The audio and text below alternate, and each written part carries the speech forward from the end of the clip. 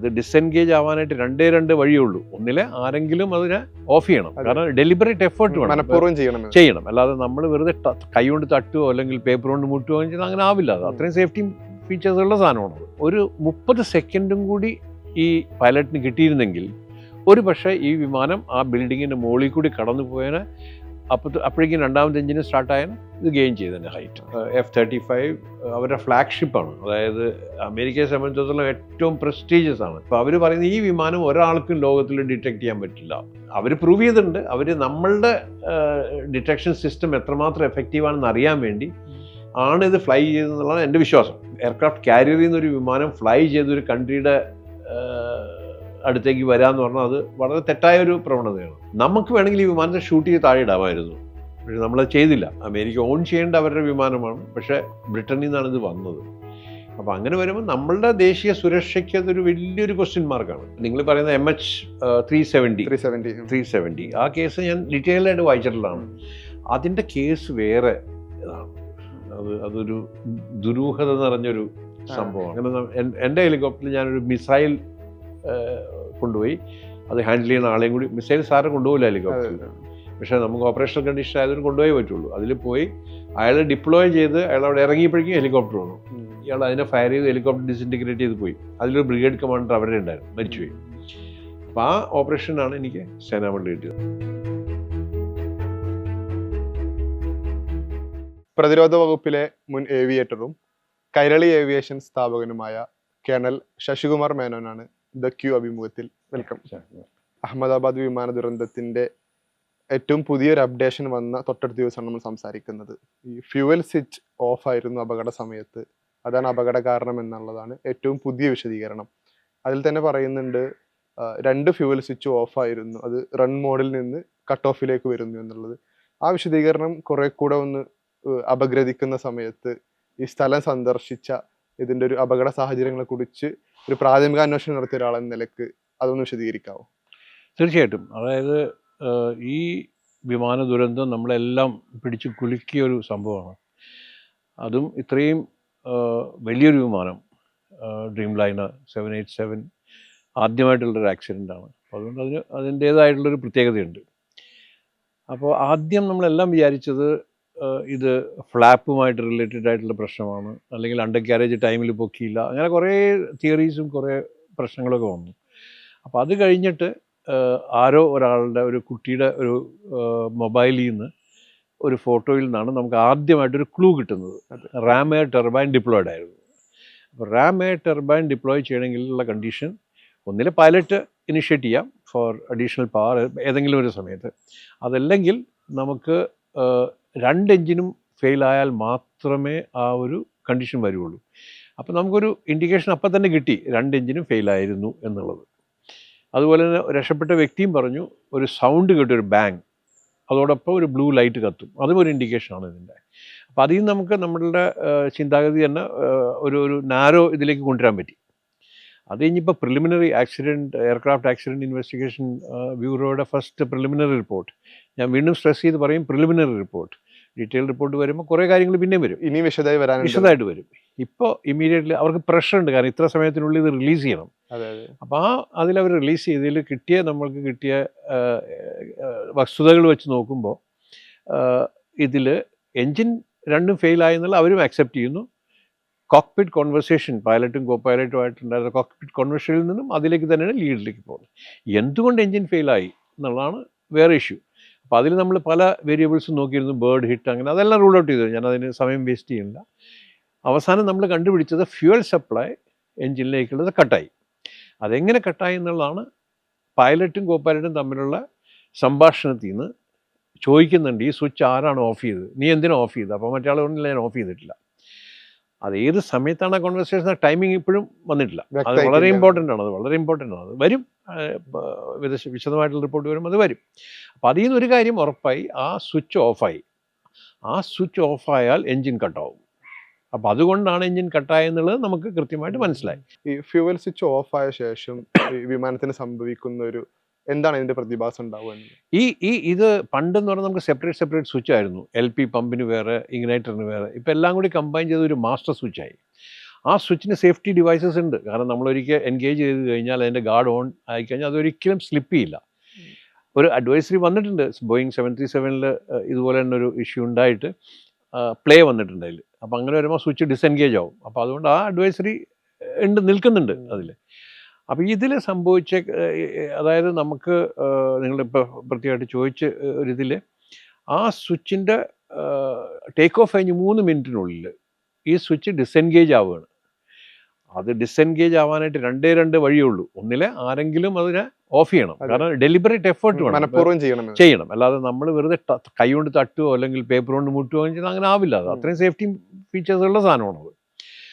അതുപോലെ തന്നെ അതിന് ചിലത് സ്പ്രിംഗ് ലോഡഡ് ആണ്, ചിലത് ഗാർഡുള്ളതാണ്, സ്ലിപ്പ് ചെയ്യാതിരിക്കാനായിട്ട്. ഒഴിവാക്കിയെടുക്കണമെങ്കിൽ അതിനൊരു ഡെലിബറേറ്റ് എഫേർട്ട് നമ്മൾ ചെയ്യണം. നമ്മൾ കൃത്യമായിട്ട് അത് ചെയ്യണം. അത് പിന്നെ രണ്ടാമത്തത് ഇതിൽ കൂടി ഇതൊരു ഇലക്ട്രോണിക് സ്വിച്ചാണ്. അപ്പോൾ ഈ സ്വിച്ച് ഓൺ ചെയ്തിട്ട് അതിൽ നിന്ന് ഇലക്ട്രോണിക് മീൻസിൽ കൂടിയാണ് ഈ കമാൻഡ് എൻജിനിലേക്ക് പോകുന്നത്. ഇപ്പം നമ്മളൊരു എക്സാമ്പിൾ പറയുന്നത്, ഒരു മൊബൈൽ ചാർജർ നമ്മൾ കുത്തി ചാർജിന് വയ്ക്കുമ്പോൾ അതിൽ ലൂസ് കണക്ഷൻ ഉണ്ടെങ്കിൽ ചാർജിങ് ഇടയ്ക്ക് വെച്ച് നിന്നു പോകും. പിന്നെ അത് കണക്ട് ആകുമ്പോൾ വീണ്ടും വരും. അതേമാതിരി ഇതിനകത്ത് ടെമ്പററി ആയിട്ട് അതിൽ സിഗ്നൽസ് നഷ്ടപ്പെട്ടു. അതല്ലെങ്കിൽ ഒരു കറക്റ്റ് സിഗ്നൽ എഞ്ചിനിൽ പോയി എഞ്ചിൻ ഷട്ട് ഡൗൺ ആവാനും ചാൻസ് ഉണ്ട്. കാരണം എന്തുകൊണ്ടാണ് അത് പറയാൻ കാരണം എന്ന് വെച്ചാൽ വിത്തിൻ 2 seconds ലെഫ്റ്റ് എഞ്ചിൻ വീണ്ടും എൻഗേജ് ആയി സിഗ്നൽ വന്നു. അപ്പോൾ ഇവർ അതാ ഞാൻ പറഞ്ഞു, ഇവർ തമ്മിലുള്ള സംഭാഷണത്തിൻ്റെ സമയം വളരെ ഇമ്പോർട്ടൻ്റ് ആണ്. ആ സമയം നോക്കി അതിനുശേഷം അങ്ങേര് എൻഗേജ് ആയോ എന്ന് നമുക്ക് പറയാൻ പറ്റും. അതല്ല ഓട്ടോമാറ്റിക് എൻഗേജ് ആയതാണോ അല്ലെങ്കിൽ സിഗ്നൽ വന്നാണോ എന്ന് നമുക്ക് പറയാൻ പറ്റില്ല. ഇത്രയും പറയാം, ഒരു 30 സെക്കൻഡും കൂടി ഈ പൈലറ്റിന് കിട്ടിയിരുന്നെങ്കിൽ ഒരു പക്ഷേ ഈ വിമാനം ആ ബിൽഡിങ്ങിൻ്റെ മുകളിൽ കൂടി കടന്നു പോയതിന് അപ്പോഴേക്കും രണ്ടാമത്തെ എഞ്ചിന് സ്റ്റാർട്ടായാണ് ഇത് ഗെയിൻ ചെയ്തതിൻ്റെ ഹൈറ്റ്. ഈ റിപ്പോർട്ട് വന്ന ശേഷം സ്വാഭാവികമായി വരുന്നൊരു ചോദ്യമാണ്, 1 സെക്കൻഡിന്റെ വ്യത്യാസത്തിലാണ് രണ്ടാമത്തെ എഞ്ചിൻ, അതായത് രണ്ടാമത്തെ സ്വിച്ച് കൂടെ ഓഫ് ആവുന്നത് എന്നുള്ളത്. പ്രായോഗികമായി നോക്കുന്ന സമയത്ത് തന്നെ ഒരാൾ അദ്ദേഹത്തിന്റെ സ്ട്രെസ് ഉപയോഗിച്ച് ചെയ്യുകയാണെങ്കിൽ തന്നെ 1 സെക്കൻഡിനുള്ളിൽ ചെയ്യാൻ കഴിയാത്തൊരു സംവിധാനം ഈ ഒരു മിനിമൽ സമയത്തിന്റെ ഉള്ളിൽ അവിടെ കട്ട് ഓഫിലേക്ക് വരുന്നു എന്ന് പറയുമ്പോൾ അത് പ്രായോഗികമായി അംഗീകരിക്കാൻ ബുദ്ധിമുട്ടുള്ള കാര്യമല്ലേ? എക്സാക്ട്ലി നിങ്ങൾ പറഞ്ഞത് വളരെ കൃത്യമായിട്ടാണ്. കാരണം 1 സെക്കൻഡ് ഒരെണ്ണം ഡെലിബറേറ്റ് ആയിട്ട് ഓഫ് ചെയ്തിട്ട് മറ്റേലേക്ക് വരും, ഈ ടൈം പോരാ ചെയ്യാനായിട്ട്. അപ്പോൾ ഇത് മെക്കാനിക്കലായിട്ട് അല്ലെങ്കിൽ ടെക്നിക്കൽ ഫോൾട്ട് ആണെന്നുള്ളതിലാണ് എൻ്റെ നിഗമനം. അതുപോലെ തന്നെ റീ എൻഗേജ്മെൻറ്റ് നോക്കൂ, ഈ എല്ലാ സംഭവങ്ങളും ടേക്ക് ഓഫ് കഴിഞ്ഞ് ക്രാഷ് വരെ 32 സെക്കൻഡേ ഉണ്ടായിട്ടുള്ളൂ. 32 സെക്കൻഡ് നമ്മൾ ടൈമിംഗ് നോക്കിക്കഴിഞ്ഞാൽ അറിയാം എത്ര ഉണ്ടെന്നുള്ളത്. അതിനിടയിൽ കൂടി അങ്ങേര് മേഡേ കോൾ കൊടുത്തു, അതിനിടയിൽ കൂടി അവർ തമ്മിലുള്ള കോൺവെർസേഷൻ ഉണ്ടായിട്ടുണ്ട്, അതിനിടയിൽ പാനൽ മുഴുവൻ ചെക്ക് ചെയ്തിട്ടുണ്ട്. അപ്പം അതിനിടയ്ക്ക് തിരിച്ചു പറക്കാനുള്ള സംവിധാനം കൂടെ നോക്കുന്നുണ്ട്. അപ്പം അതിൽ സെക്കൻഡ് ഇത് എൻഗേജ് ചെയ്യാനായിട്ടുള്ള സമയം കണക്കാക്കുമ്പോൾ വളരെ കുറവാണ്. അത് കൃത്യമാണ്, നിങ്ങളുടെ ഒബ്സർവേഷൻ വളരെ കറക്റ്റാണ്. അതിൽ മറ്റൊരു കാര്യം കൂടി ആഡ് ചെയ്യാനുള്ളത്, ഈ ടേക്ക് ഓഫിന്റെ സമയത്താണ് കുറെ കൂടി പവർ വേണ്ടത് എന്ന് പറയാറുണ്ട്. അപ്പോൾ ഈ പവർ ഉപയോഗിച്ച് ടേക്ക് ഓഫ് ചെയ്ത ഒരു വെഹിക്കിൾ അടുത്തൊരു 30 സെക്കൻഡിൻ്റെ ഉള്ളിൽ ഇത്രയും ക്രാഷ് ആവാൻ പാകത്തിൽ ടെക്നിക്കൽ എറർ സംഭവിക്കുന്നത് കണ്ടെത്തുന്നതിന്റെ ആ ഒരു സമയപ്രശ്നം കൂടി ഇതിൽ ബാധിക്കുന്ന കാര്യമല്ലേ എന്നുള്ളത്. അത് ഇപ്പം നമ്മൾ ടേക്ക് ഓഫിന് ഞാൻ ഒന്നും കൂടി എക്സ്പ്ലെയിൻ ചെയ്യുകയാണെങ്കിൽ, ഒരു വിമാനം പൈലറ്റ് കോക്പിറ്റിനകത്ത് ഇരുന്ന് കഴിഞ്ഞ് അങ്ങേര് മുഴുവൻ ഇൻറ്റേർണൽ ചെക്സ് ചെയ്യും. അതിനെ സപ്പോർട്ട് ചെയ്യാൻ ഇപ്പോൾ ഗ്ലാസ് കോക്പിറ്റാണ് മുഴുവനും. ആർക്ക്, അതിൽ ഗ്രീൻ ആർക്ക്, യെല്ലോ ആർക്ക്, റെഡ് ആർക്ക്, അങ്ങനെയാണ്. അപ്പോൾ എല്ലാ പാരാമീറ്റേഴ്സും കറക്റ്റ് ആണെങ്കിൽ ഗ്രീൻ ആർക്കിൽ നിൽക്കും മാസ്റ്റർ സ്വിച്ച്. അപ്പോൾ അതിൻ്റെ അർത്ഥം എല്ലാ സിസ്റ്റവും കറക്റ്റായിട്ട് ഫങ്ഷൻ ചെയ്യണം. അത് കഴിഞ്ഞ് അദ്ദേഹം റേഡിയോ ടെലിഫോണിൽ കൂടി പെർമിഷൻ വാങ്ങിക്കും ഗ്രൗണ്ട് കൺട്രോളിനോട്, പുഷ് ബാക്ക്. ഇപ്പം എല്ലാം നമ്മൾ പുഷ് ബാക്ക് ചെയ്തിട്ടാണ് സ്റ്റാർട്ട് ചെയ്യുന്നത്. അപ്പോൾ ആ പുഷ് ബാക്ക് ആവശ്യപ്പെട്ടിട്ടുണ്ടെങ്കിൽ അതുവരെ എയർക്രാഫ്റ്റ് ഫ്ലൈ വെറുതെ ചെയ്യണം എന്നുള്ളതുകൊണ്ടാണ്. അല്ലെങ്കിൽ ഒരിക്കലും വാങ്ങിക്കില്ല അത്. നമ്മൾ അവിടെ വന്നു, ഇനിയും ടൈം ഗ്യാപ്പിൽ എന്തെങ്കിലും സംഭവിക്കാം, പക്ഷെ അവിടെ വന്നു കഴിഞ്ഞിട്ട് വീണ്ടും എൻജിൻ സ്റ്റാർട്ട് ചെയ്തു. എൻജിൻ സ്റ്റാർട്ട് ചെയ്യുന്നതിന് മുമ്പ് ഫസ്റ്റ് റൈറ്റ് എൻജിൻ്റെ ഈ fuel switch, master switch engage ചെയ്യും. അത് കഴിഞ്ഞിട്ട് എൻജിൻ സ്വിച്ച് ഓൺ ചെയ്യും. എൻജിൻ സസ്റ്റൈനബിൾ RPM-ലെത്തും. എന്നിട്ട് നമ്മൾ ലെഫ്റ്റ് ഇത് എൻഗേജ് ചെയ്യും. അതുപോലെ തന്നെ എയർക്രാഫ്റ്റ് സ്റ്റാർട്ട് ചെയ്യും. എന്നിട്ട് സസ്റ്റൈനബിൾ ആകും. അത് കഴിഞ്ഞിട്ട് ടാക്സി പെർമിഷൻ ആവശ്യപ്പെടും. ടാക്സി പെർമിഷൻ ആവശ്യപ്പെടുന്നതിന് മുമ്പും പൈലറ്റ് കംപ്ലീറ്റ് ഡിസ്പ്ലേ ഗ്ലാസ് കോക്പിറ്റിനെ നോക്കി എല്ലാ പാരാമീറ്റേഴ്സും കറക്റ്റാണെങ്കിൽ മാത്രമേ ടാക്സി ആവശ്യപ്പെടുള്ളൂ. അതിൻ്റെ അർത്ഥം ടാക്സി ആവശ്യപ്പെടുന്നു അതുവരെയും കറക്റ്റാണ്. അത് കഴിഞ്ഞ് കുറച്ച് ഡിസ്റ്റൻസ് പോയിട്ടാണല്ലോ നമ്മൾ ലൈനപ്പ് പോയിന്റിൽ എത്തുന്നത്. ലൈനപ്പ് പോയിന്റ് എത്തിയിട്ട് ദർ ആർ ഡെഫിനിറ്റ് ചെക്ക്, അതായത് ചെക്സ് ബിഫോർ ടേക്ക് ഓഫ്. അത് വൈറ്റൽ ചെക്സാണ്. അതിലെല്ലാം ഈ കാര്യങ്ങളെല്ലാം ചെക്ക് ചെയ്യും. ത്രോട്ടിലിൻ്റെ പൊസിഷൻ എല്ലാം ചെക്ക് ചെയ്യും. എന്നിട്ട് കൂടി നിങ്ങൾ ശ്രദ്ധിച്ചിട്ടുണ്ടാവും എയർക്രാഫ്റ്റ് ടേക്ക് ഓഫ് ചെയ്യുമ്പോൾ ആ ത്രോട്ടിലിൻ്റെ മൂവ്മെൻറ്റ് വളരെ റാപ്പിഡായിട്ട് മൂവ് ചെയ്യും, ഒരു പ്രത്യേക സൗണ്ട് ഉണ്ടാവും. ബ്ലാക്ക് ബോക്സിൽ നിന്നാണ് ഈ വിവരങ്ങൾ കിട്ടുന്നത്. സ്വാഭാവികമായും ഈ കത്തിച്ചാമ്പലായി ചിന്നിച്ചിതറിയ ഒരു വിമാനത്തിൽ നിന്ന് അവർ സംസാരിച്ചതിൻ്റെ വോയിസ് റെക്കോർഡ് വരെ കിട്ടുന്നു എന്ന് പറയുന്നത് അപ്പോൾ ഈ ബ്ലാക്ക് ബോക്സ് സംവിധാനം എന്ന് പറഞ്ഞാൽ എന്താണ് എന്നുള്ളതും അത് ഏത് രൂപത്തിലേക്കാണ് ഉപയോഗപ്പെടുത്താൻ കഴിയുക? ബ്ലാക്ക് ബോക്സ് കൺസ്ട്രക്ഷൻ ചെയ്തു തന്നെ നമുക്ക് ഇതുപോലെ എന്തെങ്കിലും ആക്സിഡൻറ്റോ അതുപോലെ എന്തെങ്കിലും പ്രശ്നങ്ങൾ ഉണ്ടായിക്കഴിഞ്ഞാൽ എന്താണ് സംഭവിച്ചതെന്ന് അറിയാനും അതിൽ നിന്ന് പാഠങ്ങൾ പഠിച്ച് വീണ്ടും ഒരു സംഭവം ഇല്ലാതിരിക്കാൻ വേണ്ടിയിട്ടുള്ളതാണ്. അപ്പോൾ ആ ഇമ്പാക്റ്റ് ലോഡ് അല്ലെങ്കിൽ ആ ക്രാഷ് ലോഡ് അത് കാൽക്കുലേറ്റ് ചെയ്ത് തന്നെയാണ് ഇത് ഉണ്ടാക്കിയിരിക്കുന്നത്. അതുപോലെ തന്നെ അത് ലൊക്കേറ്റ് ചെയ്ത പൊസിഷൻ ഏത് കണ്ടിജൻസിയിലും ഏത് ഇതിലും എയർക്രാഫ്റ്റ് ക്രാഷ് ആവുമ്പോൾ അത് നഷ്ടപ്പെടാതിരിക്കാവുന്ന രീതിയിലാണ് അത് ലൊക്കേറ്റ് ചെയ്തേക്കുന്നത്. അപ്പോൾ അതുകൊണ്ട് മിക്ക ആക്സിഡൻറ്റിലും അത് എത്ര കത്ത് പിടിച്ചാലും അത് ഫയർ പ്രൂഫാണ് അതിൻ്റെ പൊസിഷൻസ്. ചിലപ്പോൾ ഡെൻഡിങ്ങും ബെൻഡിങ്ങും ഒക്കെ ഉണ്ടായേക്കാം, പക്ഷേ എന്നാലും ഫയർ പ്രൂഫാണ്. അതൊന്ന്. ഇത് ബ്ലാക്ക് ബോക്സ് എന്ന് പറയുന്നത്, അല്ലെങ്കിൽ CVR കോക്പിറ്റ് വോയിസ് റെക്കോർഡർ വേറെയാണ്. ഇത് ബ്ലാക്ക് ബോക്സ് എന്ന് പറയുന്ന നമ്മുടെ FDR, അതായത് ഫ്ലൈറ്റ് ഡേറ്റ റെക്കോർഡർ. അതിലുള്ള കാര്യങ്ങളെല്ലാം ഗ്രാഫിക്കായിട്ടും അല്ലെങ്കിൽ സിഗ്നൽസുമായിട്ടാണ്. ലാസ്റ്റ് നമ്മളുടെ 30 minutes കോൺവെർസേഷൻ അതിലുണ്ടാവും റെക്കോർഡ്. പിന്നെ ഇത് കൂടാതെയുള്ളതാണ് കോക്പിറ്റ് വോയിസ് റെക്കോർഡർ CVR. അത് മുഴുവനും വോയിസ് ഡേറ്റയാണ്. ഇത് 2 ഫെസിലിറ്റിയാണ് നമുക്കുള്ളത്. അപ്പോൾ എൻജിൻ്റെ അതുപോലെ തന്നെ ബാക്കി എക്യുപ്മെൻസിൻ്റെ ഡേറ്റ എല്ലാം നമുക്ക് FDR നിന്ന് കിട്ടും. കോക്പിറ്റ് വോയിസ് റെക്കോർഡിൽ നിന്ന് വോയിസ് റെക്കോർഡ് ലാസ്റ്റ് 30 minutes കിട്ടും നമുക്ക്. അപ്പോൾ നിങ്ങൾ ചോദിച്ചത് ഇതിൻ്റെ ഒരു ഡീകോഡിങ് പ്രൊസീജിയർ ഉണ്ട്.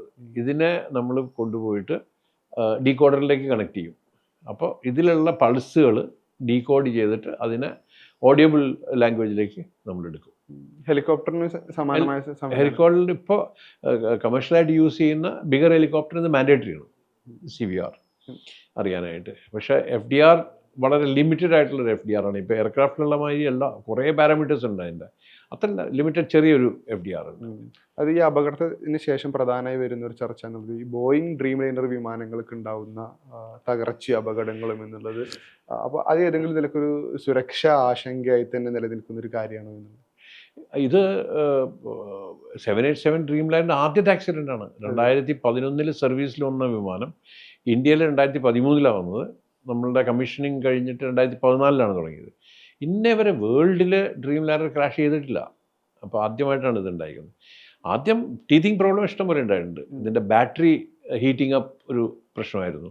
അപ്പോൾ അതുകൊണ്ട് ഇതിനെ ഇൻ്റർനാഷണൽ റൂട്ടിൽ ഉപയോഗിക്കാതെ ബാംഗ്ലൂർ, ഡൽഹി, ചെന്നൈ, ഡൽഹി റൂട്ടുകളിൽ 2 മണിക്കൂർ 2.5 മണിക്കൂറുള്ള റൂട്ടുകളിൽ ഉപയോഗിച്ച് ഡൊമസ്റ്റിക് യാത്ര യൂസ് ചെയ്ത് അത് പ്രൂവ് ചെയ്തതിന് ശേഷം മാത്രമേ ഇൻ്റർനാഷണൽ റൂട്ടിൽ വിട്ടിട്ടുള്ളൂ. പിന്നെ ഒരു വിമാനം ഡെവലപ്പ് ചെയ്യുമ്പോൾ ടീത്തിങ് പ്രോബ്ലംസ് എല്ലാം ഉണ്ടാവും.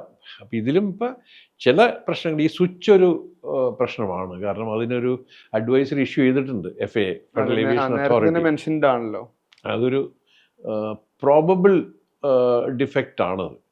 അപ്പോൾ അതുകൊണ്ട് ഇനിയിപ്പോൾ അത് എനിക്ക് തോന്നുന്നത് ഇതൊരു മേജർ ആക്സിഡൻറ്റ് ഉണ്ടായി, അവരുടെ കമ്പനിയെ സംബന്ധിച്ചിടത്തോളം ഏറ്റവും വലിയൊരു നാണക്കേടുണ്ടായി. അപ്പോൾ അത് അവർ ചേഞ്ച് ചെയ്യും ഡിസൈൻ എന്നുള്ളതാണ് നമ്മൾ വിശ്വസിക്കുന്നത്. ഇത്തരം അപകടങ്ങൾ വന്ന ശേഷം, ഇതിൻ്റെ ഒരു പ്രാഥമിക അന്വേഷണം വന്ന ശേഷം എപ്പോഴും കാണുന്ന കാര്യം മരണപ്പെട്ട പൈലറ്റുമാരുടെ ഒരു മേൽ കുറ്റം ചാർത്തുന്ന രൂപത്തിൽ സോഷ്യൽ മീഡിയയിൽ കഴിഞ്ഞ കുറേ ദിവസങ്ങളായി നടക്കുന്ന ഒരു ചർച്ച എന്നുള്ളത്, പൈലറ്റുമാരുടെ ജീവൻ തന്നെ നഷ്ടമായി, അവരുടെ അടുത്ത് ഒരു ക്ലാരിഫിക്കേഷൻ കിട്ടാനില്ല, അതുകൊണ്ട് അവരുടെ മേത്തേക്ക് കുറ്റം ചാർത്തുകയും കമ്പനി കുറെ കൂടെ ഒരു സ്വസ്ഥമായി രക്ഷപ്പെടുന്ന ഒരു സ്ഥിതി എന്നൊരു വിമർശനം ഉണ്ടാവാറുണ്ടല്ലോ.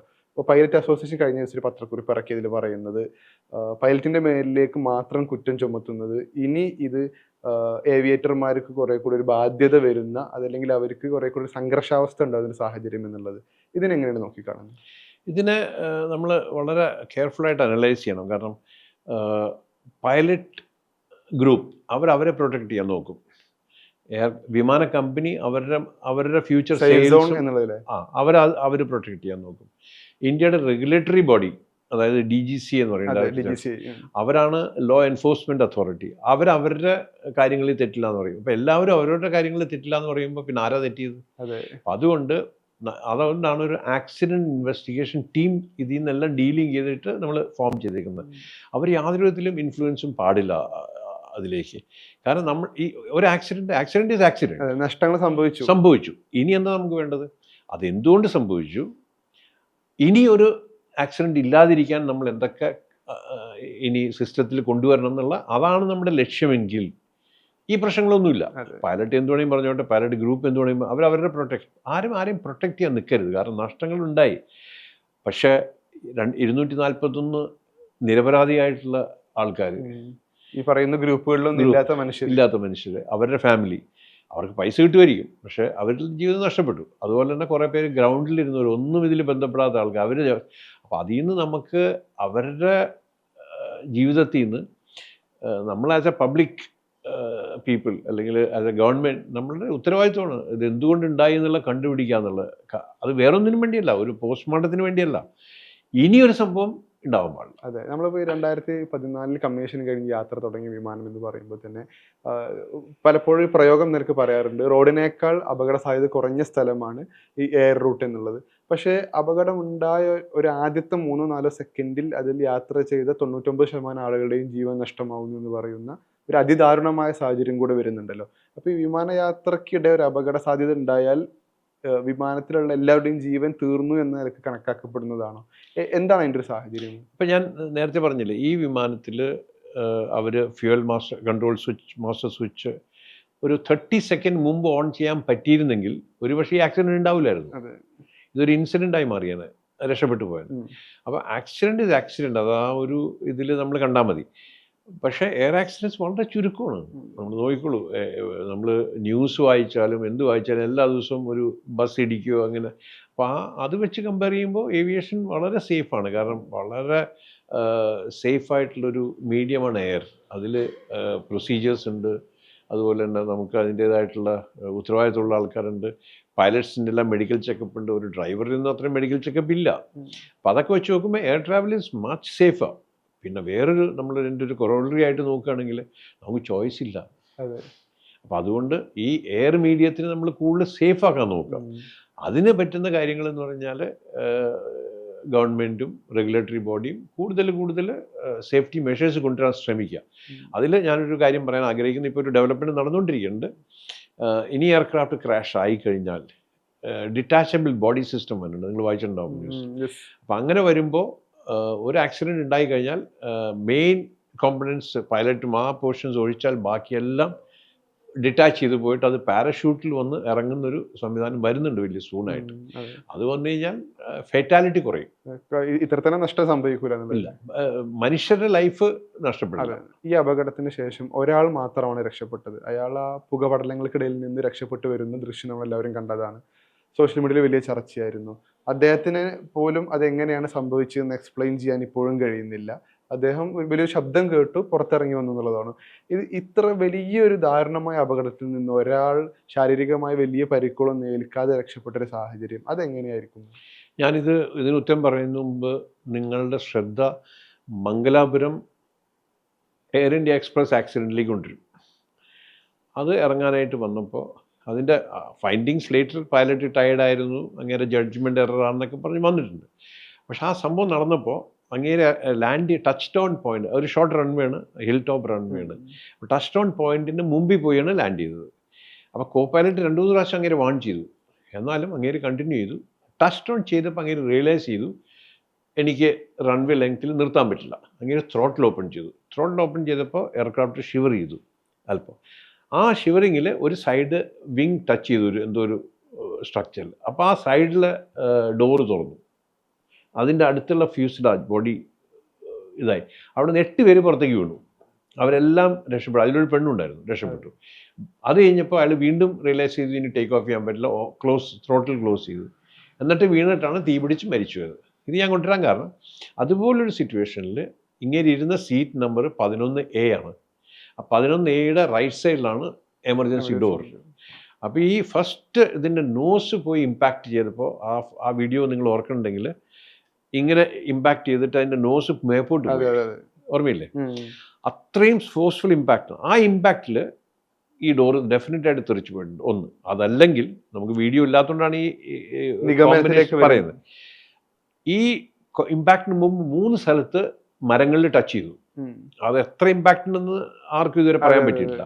അത് ഇനി ഡീറ്റെയിൽ ഇൻവെസ്റ്റിഗേഷനിൽ വരുള്ളൂ. ഒരുപക്ഷെ ഫസ്റ്റ് ടച്ചിൽ തന്നെ ഇങ്ങേരുടെ ഡോറ് പുറത്ത് തുറന്നിട്ടുണ്ടാവും. അങ്ങേര് അറിയാതെ തന്നെ പുറത്തേക്ക് തെറിച്ചുപോയി. അതായത് മിറാക്കിൾ എന്ന് പറയാം, അങ്ങേരെ തെറിച്ചങ്ങ് പോയി. അപ്പം മെയിൻ ഇമ്പാക്റ്റിന് ശേഷം തീ പിടിക്കുന്നതിന് മുമ്പ് അങ്ങേരെ ആ സേഫ് സോണിലേക്ക് പോയി, താഴെ വീണിട്ട് അങ്ങനെ രക്ഷപ്പെട്ടു. അല്ലാതെ അങ്ങേരുടെ കഴിവോ വേറെ ഒന്നുമായിട്ട് ഞാനത് കണക്കാക്കണ്ട, ആക്സിഡന്റൽ.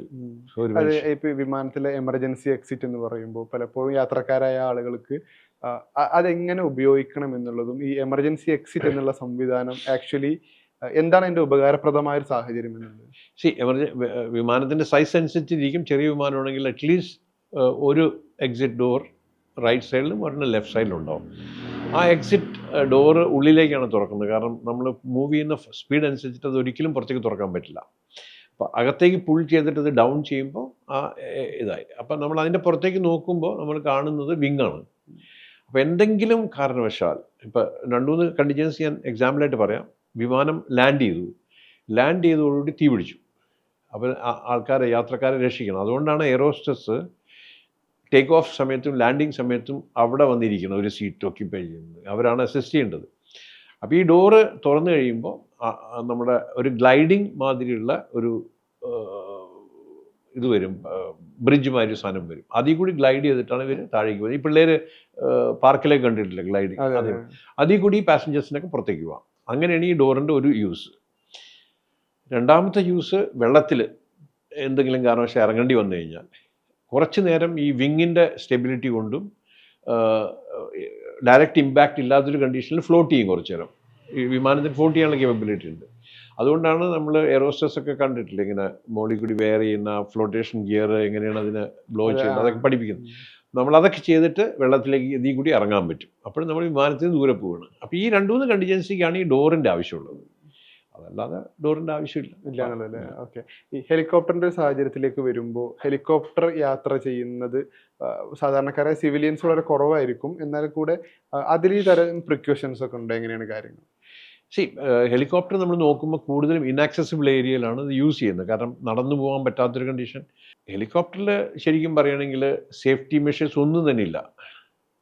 ഈ ഫിക്സ്ഡ് വിങ്ങിനെ നമ്മൾ കമ്പയർ ചെയ്ത് നോക്കുമ്പോൾ ആക്സിഡൻറ്റ് റേറ്റ് നോക്കുകയാണെങ്കിൽ ഹെലികോപ്റ്റർ കൂടുതലാണ്. കാരണം ഹെലികോപ്റ്റർ പറക്കുന്ന ആ ഒരു എൻവയറമെൻറ്റ് ഏറ്റവും ഡേഞ്ചറസ് ആയിട്ടുള്ളതാണ്. കാരണം ലോ ലെവലാണ്. അപ്പോൾ ഗ്രൗണ്ടുമായിട്ട് കോണ്ടാക്റ്റ് ഉണ്ട്. അപ്പോൾ ടവേഴ്സ് അല്ലെങ്കിൽ ഇലക്ട്രിക്കൽ ലൈൻസ്, ബേർഡ് ആക്ടിവിറ്റി, എല്ലാ വെതർ കണ്ടീഷൻസും അതിലാണ്. അപ്പോൾ അതുകൊണ്ടാണ് ഇത് വിഷ്വൽ ഫ്ലൈറ്റ് റൂൾ എന്ന് പറയും. VFR റൂൾസിലാണ് ഹെലികോപ്റ്റർ ഫ്ലൈ ചെയ്യുന്നത്, IFRൽ വരില്ല. അപ്പോൾ അങ്ങനെയുള്ളൊരു ഇതിലാണ് ആക്സിഡൻസും, അതുകൊണ്ടാണ് ആക്സിഡൻറ്റ് കൂടുതലുണ്ടാകുന്നത്. പിന്നൊരു വേറൊരു ഇതിലുള്ളൊരു വ്യത്യാസം എന്ന് പറഞ്ഞാൽ, ഫിക്സ്ഡ് വിങ് എയർക്രാഫ്റ്റ് എന്തെങ്കിലും സംഭവിച്ചു കഴിഞ്ഞാൽ അതിന് റൺവേയിൽ മാത്രം അല്ലെങ്കിൽ വെള്ളത്തിൽ ഇറങ്ങാൻ പറ്റുള്ളൂ. ഹെലികോപ്റ്റർ എവിടെ വേണമെങ്കിലും ഇറക്കാൻ പറ്റും. എൻജിൻ ഫെയിൽ ആയാൽ കൂടി, എനിക്ക് എൻ്റെ കാരിയറിൽ 2 പ്രാവശ്യം ഫെയിലായിട്ടുണ്ട്. അപ്പോൾ ഒരു ഓട്ടോറേറ്റേറ്റീവ് ലാൻഡിങ് നമുക്ക് ചെയ്യാൻ പറ്റും. ഈ അതിൻ്റെ ഫിസിക്സ് ഞാൻ പറയുന്നില്ല, kinetic energy to potential energy എന്നുള്ള ആ കൺവേർഷനിൽ നമുക്കിതിനെ കൊണ്ട് ഇറക്കാൻ പറ്റും. അങ്ങനത്തെ ഒരു ഐ ഫീൽ സേഫ് ഹെലികോപ്റ്ററിൽ. അഹമ്മദാബാദ് അപകടത്തിലാണെങ്കിലും അപകട സാഹചര്യത്തിൻ്റെ അങ്ങേയറ്റത്തെത്തിയ സമയത്ത് മെയ്ഡേ കോൾ വരുന്നുണ്ട്. അപ്പോൾ അവിടെ നിന്ന് തിരിച്ച് കോൾ സൈനും ഡീറ്റെയിൽസും ചോദിക്കുമ്പോൾ അതിൻ്റെ റീപ്ലൈ കിട്ടുന്നതിന് മുമ്പേക്കും പ്ലെയിൻ ക്രാഷ് ആവുകയാണ്. അപ്പോൾ ഈ മെയ്ഡേ കോൾ വരുന്നൊരു സാഹചര്യം എങ്ങനെയാണെന്നുള്ളതും അതിന് ATC എന്നുള്ള റിയാക്ഷൻ എന്തായിരിക്കും?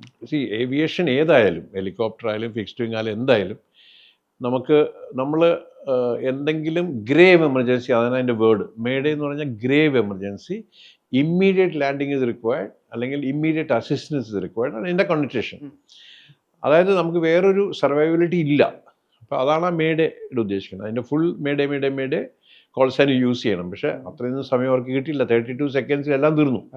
പക്ഷെ അദ്ദേഹം അറ്റ്ലീസ്റ്റ് മെയ്ഡേയെങ്കിലും ഇഷ്യൂ ചെയ്തുകൊണ്ട് ആ ഫ്രീക്വൻസിയിൽ നിൽക്കുന്ന എല്ലാ വിമാനങ്ങൾക്കും ATCക്കും അത് കേൾക്കാൻ പറ്റും. ആ എയർ റൂട്ടിലുള്ള മറ്റു വിമാനങ്ങൾക്കും എല്ലാവർക്കും കേൾക്കാം. അപ്പോൾ അതിൻ്റെ ഗുണം എന്താണെന്ന് വെച്ചാൽ, ഇപ്പോൾ ഒരു ഇങ്ങേര് മെയ്ഡേ പറഞ്ഞു കഴിഞ്ഞാൽ, ഇപ്പോൾ ഞാൻ വേറൊരു വിമാനത്തിൽ ഞാൻ ലാൻഡ് ചെയ്യാൻ വരികയാണ്, ഞാൻ ഉടനെ ഡിസ്കണ്ടിന്യൂ ചെയ്യും ലാൻഡിങ്, എന്നിട്ട് മാറിക്കൊടുക്കും ഈ വിമാനത്തിൽ ഇറങ്ങാനായിട്ട്. ഒരു ഗ്രേവ് എമർജൻസി, ആ ഗ്രേവ് എമർജൻസി ഇപ്പം എൻജിൻ ഫെയിലിയർ കൊണ്ടാണ് പറഞ്ഞെങ്കിൽ, എൻജിൻ പിക്കപ്പ് ചെയ്താൽ അതിനെ ക്യാൻസൽ ചെയ്യണം മെയ്ഡേ. അപ്പോൾ നമ്മൾ ക്യാൻസൽ മെയ്ഡേ പറയും. അതാണ് അതിൻ്റെ പ്രൊസീജിയർ. അതോടൊപ്പം തന്നെ സെക്കൻഡ് ലെവലാണ് പാൻ കോൾ എന്ന് പറഞ്ഞാൽ, ഇതുണ്ട്, അർജൻസി ഉണ്ട്, പക്ഷെ നോട്ട് ഇമ്മീഡിയറ്റ്. അതാണ് പക്ഷേ സാഹചര്യം അറിയിക്കുക എന്നുള്ളത്. അതെ, ഇത് 2 കണ്ടീഷൻസ് ആണ്. ഈ മെയ്ഡേ കോൾ വരുന്ന സമയത്ത് ATCയുടെ ഭാഗത്തുള്ള റിയാക്ഷൻസ് എന്തായിരിക്കും? അതിന്റെ ഒരു പ്രൊസീജിയർ എങ്ങനെയാണ് വരുന്നത്? ATC ഉടനെ അവർ കോൾ സൈൻ ചെക്ക് ചെയ്യാൻ നോക്കി, കാരണം വേറെ ട്രാഫിക് ഉണ്ടായിരുന്നു. എന്നാൽ കൂടി അവർ ഉടനെ ചെയ്യേണ്ട കാര്യങ്ങൾ മറ്റുള്ള എയർക്രാഫ്റ്റ്സിനെല്ലാം അലേർട്ട് ചെയ്യുക. ഓൾറെഡി കോൾ കേട്ടിട്ടുണ്ടാവും, അതല്ലെങ്കിൽ കൂടി അവരൊരു ജനറൽ അലേർട്ട്നെസ് കൊടുക്കും. ആംബുലൻസ്, ഫയർ ഫൈറ്റിംഗ് എക്യുപ്മെൻറ്റ് ഇതെല്ലാം അവർ അലേർട്ടാക്കും. എന്തെങ്കിലും ഇവർക്ക് ഐഡിയ കിട്ടുകയാണ് എവിടെയാണ് ഇത് ക്രാഷ് ചെയ്യണമെന്ന് വെച്ചാൽ അവിടേക്ക് ഓൾറെഡി ഇതിനെ മൂവ് ചെയ്യും. അവർക്കൊരു ക്രാഷ് ക്രൂ ഉണ്ട് ഓൾറെഡി. ആ ക്രാഷ് ക്രൂ മൂവ് ചെയ്യാൻ തുടങ്ങും. അതുപോലെ തന്നെ ഇൻ ദ വിസിനിറ്റി അവിടെ എവിടെയെങ്കിലും ഹെലികോപ്റ്റേഴ്സ് ഫ്ലൈ ചെയ്യുന്നുണ്ടെങ്കിൽ അവരോട് അഡ്വൈസ് ചെയ്യും അവിടെ പോയി നോക്കാനായിട്ട്, അവിടെ ലാൻഡ് ചെയ്യാനായിട്ട്. ആ ലാൻഡ് ചെയ്യുന്നിടത്ത് എത്രയും ആൾക്കാരെ നമുക്ക് റെസ്ക്യൂ ചെയ്തിട്ട് കൊണ്ടുവന്ന് സേവ് ചെയ്യാൻ പറ്റുമെന്നുള്ള ഇതാണ്. ഇപ്പോൾ ഈ ഹെലികോപ്റ്ററിൻ്റെ കാര്യത്തിലേക്ക് വരുമ്പോൾ തന്നെ ATC ആയിട്ടുള്ള കമ്മ്യൂണിക്കേഷൻ, ഇതിനൊരു പ്രൊസീജിയർ എങ്ങനെ? കാരണം പലപ്പോഴും ചെറിയ ചെറിയ മിനി ഇവൻറ്റുകൾക്ക് വേണ്ടിയിട്ടോ അതല്ലെങ്കിൽ പ്രൈവറ്റ് ഉപയോഗത്തിന് വേണ്ടിയിട്ടാണല്ലോ പലപ്പോഴും ഹെലികോപ്റ്റർ ഉപയോഗിക്കാറുള്ളത്. അപ്പോൾ അതിൻ്റെ ATC ആയിട്ടുള്ള കമ്മ്യൂണിക്കേഷൻ കാര്യങ്ങളൊക്കെ എങ്ങനെയാണ്? അതായത് ഇപ്പം ഞാനത് 3 സ്റ്റെപ്പായിട്ട് പറയാം. അതായത് ആദ്യം തന്നെ ഈ റേഡിയോ ടെലിഫോണി എന്ന് പറഞ്ഞൊരു സംഭവമാണത്. റേഡിയോയിൽ നമ്മൾ ആസ് എൻ ഓപ്പറേറ്റർ യൂസ് ചെയ്യണമെന്നുണ്ടെങ്കിൽ അതിനൊരു കോഡ് ഓഫ് കണ്ടക്റ്റ് ഉണ്ട്. അപ്പോൾ അതൊരു കോഴ്സ് ചെയ്യണം. ഏത് പൈലറ്റും ആ കോഴ്സ് ചെയ്തിരിക്കും. അതുപോലെ തന്നെ ആ കോഴ്സിന് കഴിഞ്ഞിട്ട് ഒരു എക്സാം കണ്ടക്ട് ചെയ്യുന്നത് മിനിസ്ട്രി ഓഫ് ടെലികമ്മ്യൂണിക്കേഷനാണ് നമ്മളുടെ ഇതിൽ. അതിൻ്റെ ആവശ്യം എന്ന് വെച്ചാൽ ഇപ്പം നിങ്ങൾക്ക് തന്നെ വിഷ്വലൈസ് ചെയ്യാൻ പറ്റും. ഒരു 10 വിമാനം ഒരേ സമയത്താണ് ലാൻഡിങ്ങിന് വരുന്നത്. നമ്മൾ ബാംഗ്ലൂർ എയർപോർട്ട് എടുത്താലും കൊച്ചി എയർപോർട്ട് എടുത്താലും എല്ലാവർക്കും എന്തെങ്കിലും പറയാനുണ്ട്. അപ്പോൾ അതുകൊണ്ട് റേഡിയോ ഫ്രേസോളജി ഉണ്ടാക്കിയിട്ടുണ്ട്. റോജർ, വിൽക്കോ, അതായത് ഇപ്പം നിങ്ങൾ ATCയിലാണെങ്കിൽ നിങ്ങളൊരു ഇൻസ്ട്രക്ഷൻ എനിക്ക് തരികയാണ്. After take off 5000 feet turn right, steer course 020. ഇത് വലിയ ലെങ്തിയാണ്. ഞാനത് റിപ്പീറ്റ് ബാക്ക് ചെയ്യണം. കാരണം എന്താണെന്ന് വെച്ച് കഴിഞ്ഞാൽ എന്നാലേ ഞാൻ അത് കേട്ടത് കറക്റ്റ് ആണെന്ന് ATCക്ക് മനസ്സിലാവുള്ളൂ. ക്യാച്ച് ചെയ്തിട്ടുണ്ട്. അതെ, അപ്പോൾ അത് ആ ഇൻസ്ട്രക്ഷൻസ് റിപ്പീറ്റ് ബാക്ക് ചെയ്യും. പിന്നെ ജനറൽ ഇൻസ്ട്രക്ഷൻ ഉണ്ടെങ്കിൽ വിൽക്കോ എന്ന് പറഞ്ഞാൽ അണ്ടർസ്റ്റുഡ്, വിൽ ബി കംപ്ലൈഡ്. അപ്പോൾ ഓരോ ഫ്രേസിനും ഓരോ മീനിങ് ഉണ്ട്. അപ്പോൾ എല്ലാ പൈലറ്റ്സിനും അതറിയാം. നമ്മൾ ഈ RT ഇതിൻ്റെ ഒരു എൻവയറമെൻറ്റിനെ ക്ലട്ടർ ചെയ്യാൻ പാടില്ല എന്നുള്ള ബേസിക് പ്രിൻസിപ്പിൾ ഉണ്ട്. അപ്പോൾ അതുകൊണ്ടാണ് ഈ ഫ്രേസോളജി യൂസ് ചെയ്യുന്നത്. പിന്നെ ഇതിൻ്റെ ഹൈറാർക്കി എന്ന് പറഞ്ഞു കഴിഞ്ഞാൽ ഒരു എയർപോർട്ട് എടുത്തു കഴിഞ്ഞാൽ ആദ്യത്തെ സംഭവം എയർക്രാഫ്റ്റ് പുഷ് ബാക്ക് പെർമിഷനാണ് ചെയ്യുന്നത്. അതിന് ATC ലോഡ് ചെയ്യില്ല. അപ്പോൾ അതിന് ഗ്രൗണ്ട് കൺട്രോൾ ഉണ്ട്. മൊബൈൽ വണ്ടികൾ കണ്ടിട്ടുണ്ടാവും നിങ്ങൾ, പിന്നിൽ സീബ്ര പെയിൻറ്റിങ് മാതിരി ചെയ്തിട്ടുള്ള ആ വണ്ടികളാണ് അത് കൺട്രോൾ ചെയ്യുന്നത്. അവർക്ക് വിഷ്വൽ കോണ്ടാക്ട് വേണം. അതാണ് ഗ്രൗണ്ട് കൺട്രോൾ. അവരാണ് ഈ പെർമിഷൻ കൊടുക്കുന്നത് പുഷ് ബാക്ക്. അപ്പോൾ അവർ മോണിറ്റർ ചെയ്തുകൊണ്ടിരിക്കും വേറെ വിമാനം വന്നില്ല അങ്ങനെയുള്ള കാര്യങ്ങൾ. അത് വിഷ്വലി കൂടെ ഡിമാൻഡ് ചെയ്യുന്ന കാര്യമാണ്. വിഷ്വൽ. അവർ സ്റ്റാർട്ടപ്പ് കൊടുക്കും. അത് കഴിഞ്ഞിട്ട് ടാക്സി കൊടുക്കും. ടാക്സി കഴിഞ്ഞ് റൺവേയുടെ പരിസരത്ത് എത്തുമ്പോഴേക്കും ഇവർ ഇതിനെ ATCയിലേക്ക് ഹാൻഡ് ഓവർ ചെയ്യും. കമ്മ്യൂണിക്കേഷൻ. പിന്നെ ഇവർക്ക് ഗ്രൗണ്ടിനൊന്നുമില്ല. അതുപോലെ തന്നെ എയർക്രാഫ്റ്റ് ലാൻഡ് ചെയ്യുന്നവർ ATC ആയിരിക്കും. ലാൻഡ് ചെയ്തത് ടാക്സി ട്രാക്കിൽ വരുമ്പോൾ ഇവർ ടേക്ക് ഓവർ ചെയ്യും. എന്നിട്ട് ചില സ്ഥലങ്ങളിൽ ചില പൈലറ്റ്സ് ആദ്യമായിട്ട് വന്നവരാണെങ്കിൽ ഫോളോ മീ എന്നും പറഞ്ഞ് ജീപ്പ് മുമ്പിൽ പോകും. എയർക്രാഫ്റ്റ് അതിനെ ഫോളോ ചെയ്യും. അപ്പം ഗ്രൗണ്ട് മൂവ്മെൻറ്റ് മുഴുവൻ ഇങ്ങനെ കൺട്രോൾ ചെയ്യണം. ഇത് കഴിഞ്ഞിട്ട് ATC, എയർ ട്രാഫിക് കൺട്രോളിൻ്റെ റെസ്പോൺസിബിലിറ്റി ലൈനപ്പ് പോയിന്റിൽ നിന്ന് ലൈനപ്പ് പെർമിഷൻസ് കൊടുക്കുക, ടേക്ക് ഓഫ്, ഒരു ഹൈറ്റ് വരെ അവർ കൺട്രോൾ ചെയ്യും. അതുപോലെ തന്നെ ലാൻഡിങ് ഒരു ഹൈറ്റിൽ നിന്ന് അവർ ടേക്ക് ഓവർ ചെയ്യും.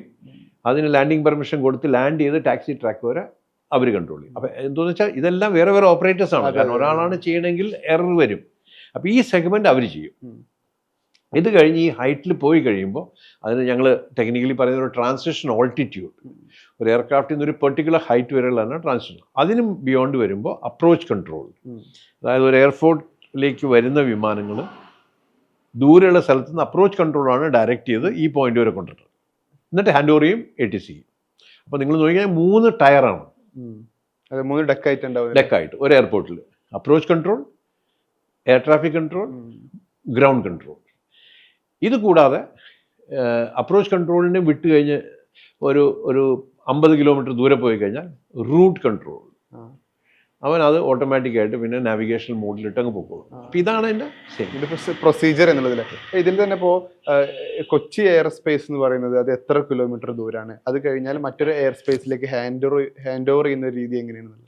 അതായത് ജനറലി നമ്മുടെ ലോക്കൽ ഫ്ലൈയിങ് ഏരിയ എന്ന് പറയും. ഒരു എയർപോർട്ടിൻ്റെ സെൻറ്റർ, അതിനാണ് aerodrome reference point ARP. Marking ഉണ്ട് അവിടെ. ആ റെഫറൻസ് പോയിന്റിൽ നിന്ന് അത് സാക്രസെൻ്റ് അല്ല. ചില എയർപോർട്ടിന് 25 ആയിരിക്കും, 25 നോട്ടിക്കൽ മൈലായിരിക്കും, ചിലതിന് 50 ആയിരിക്കും. ഇപ്പം നിങ്ങളിപ്പോൾ ഞാനൊരു എക്സാമ്പിൾ മനസ്സിലാവാൻ വേണ്ടി പറയുകയാണ്. നമ്മുടെ ഈ ഏരിയയിലെ ഏറ്റവും വലിയ കൺട്രോളാണ് ട്രിവാൻഡ്രം. ട്രിവാൻഡ്രം ATC ആണ് ഈ ഏരിയ മുഴുവൻ കൺട്രോൾ ചെയ്യുന്നത്. അപ്പം ട്രിവാൻഡ്രം എയർപോർട്ടുണ്ട്, അതോടിനോട് അഡ്ജോയിനിങ് കൊച്ചി ഉണ്ട്. ഇപ്പം നമ്മൾ റൗണ്ടിൽ വരയ്ക്കുകയാണെങ്കിൽ അത് കഴിഞ്ഞ് കാലിക്കറ്റ് ഉണ്ട്, അത് കഴിഞ്ഞ് കണ്ണൂരുണ്ട്, അപ്പുറത്ത് ബാംഗ്ലൂരുണ്ട്, മൈസൂരുണ്ട്. ഈ റൗണ്ടെല്ലാം നമ്മൾ നോക്കുമ്പോൾ എല്ലാം ഓൾമോസ്റ്റ് ഓവർലാപ്പിങ്ങും അല്ലെങ്കിൽ ടച്ചിങ് ആണ്.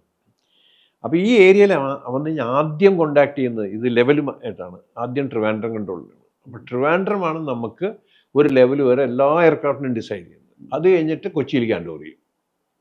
ട്രിവാൻഡ്രത്ത് പോകണവരെ ട്രിവാൻഡ്രത്തേക്ക് ഹാൻഡ് ഓവർ ചെയ്യും. അപ്പോൾ അതിലും കൂടുതൽ മനസ്സിലാവാനായിട്ട് 4 ഫ്ലൈറ്റ് ഇൻഫർമേഷൻ റീജിയൻസ് ആണ് ഇന്ത്യയിലുള്ളത്. North, south, east, west. FIR Delhi north, FIR Mumbai west, FIR Calcutta east, FIR south Chennai. ഈ 4 റീജിയനാണ് കൺട്രോൾ ചെയ്യുന്നത്. FIRൻ്റെ കംപ്ലീറ്റ് റെസ്പോൺസിബിലിറ്റി ആ ഏരിയ ഓവർലാപ്പ് ചെയ്യുന്നതാണ്. ഈസ്റ്റിൽ നമുക്ക് ഫാർ ഈസ്റ്റ് ഉള്ളതുകൊണ്ട് കൽക്കട്ടയ്ക്ക് കംപ്ലീറ്റ് കൺട്രോൾ ചെയ്യാൻ പറ്റില്ല, നാഗാലാൻഡ്, അഗർത്തല ആ ഏരിയ. അപ്പോൾ അതുകൊണ്ട് അവിടെ ഒരു അഡീഷണൽ FIR ക്രിയേറ്റ് ചെയ്തു ഗുവാഹട്ടിയിൽ. അങ്ങനെയാണത് 4.5 എന്ന് പറയാം. ഇതാണ് കംപ്ലീറ്റ് ഇന്ത്യ കൺട്രോൾ ചെയ്യുന്നത്. അപ്പോൾ ഇതുമായിട്ട് ബന്ധപ്പെട്ട് എയർ ഡിഫൻസ് സിസ്റ്റം ഉണ്ട്. കാരണം നാളെ ഒരു ശത്രു രാജ്യത്തു നിന്നൊരു വിമാനം ഇന്ത്യയിൽ വന്ന് നമ്മളുടെ എന്തിനെങ്കിലും ഡിസ്റ്റർബ് ചെയ്യുന്നുണ്ടെങ്കിൽ അതിനെ നശിപ്പിക്കാനായിട്ട് ഈ കൺട്രോൾ ADIZ എന്ന് പറയും, എയർ ഡിഫൻസ് ഐഡൻറ്റിഫിക്കേഷൻ സോൺ. അത് ഇതുമായിട്ട് ലിങ്ക്ഡ് ആണ്. അത് വിമാനത്തിൻ്റെ ടേക്ക് ഓഫും ലാൻഡിങ്ങും ATC ആണല്ലോ ഇത് കൺട്രോൾ ചെയ്യുന്നത്.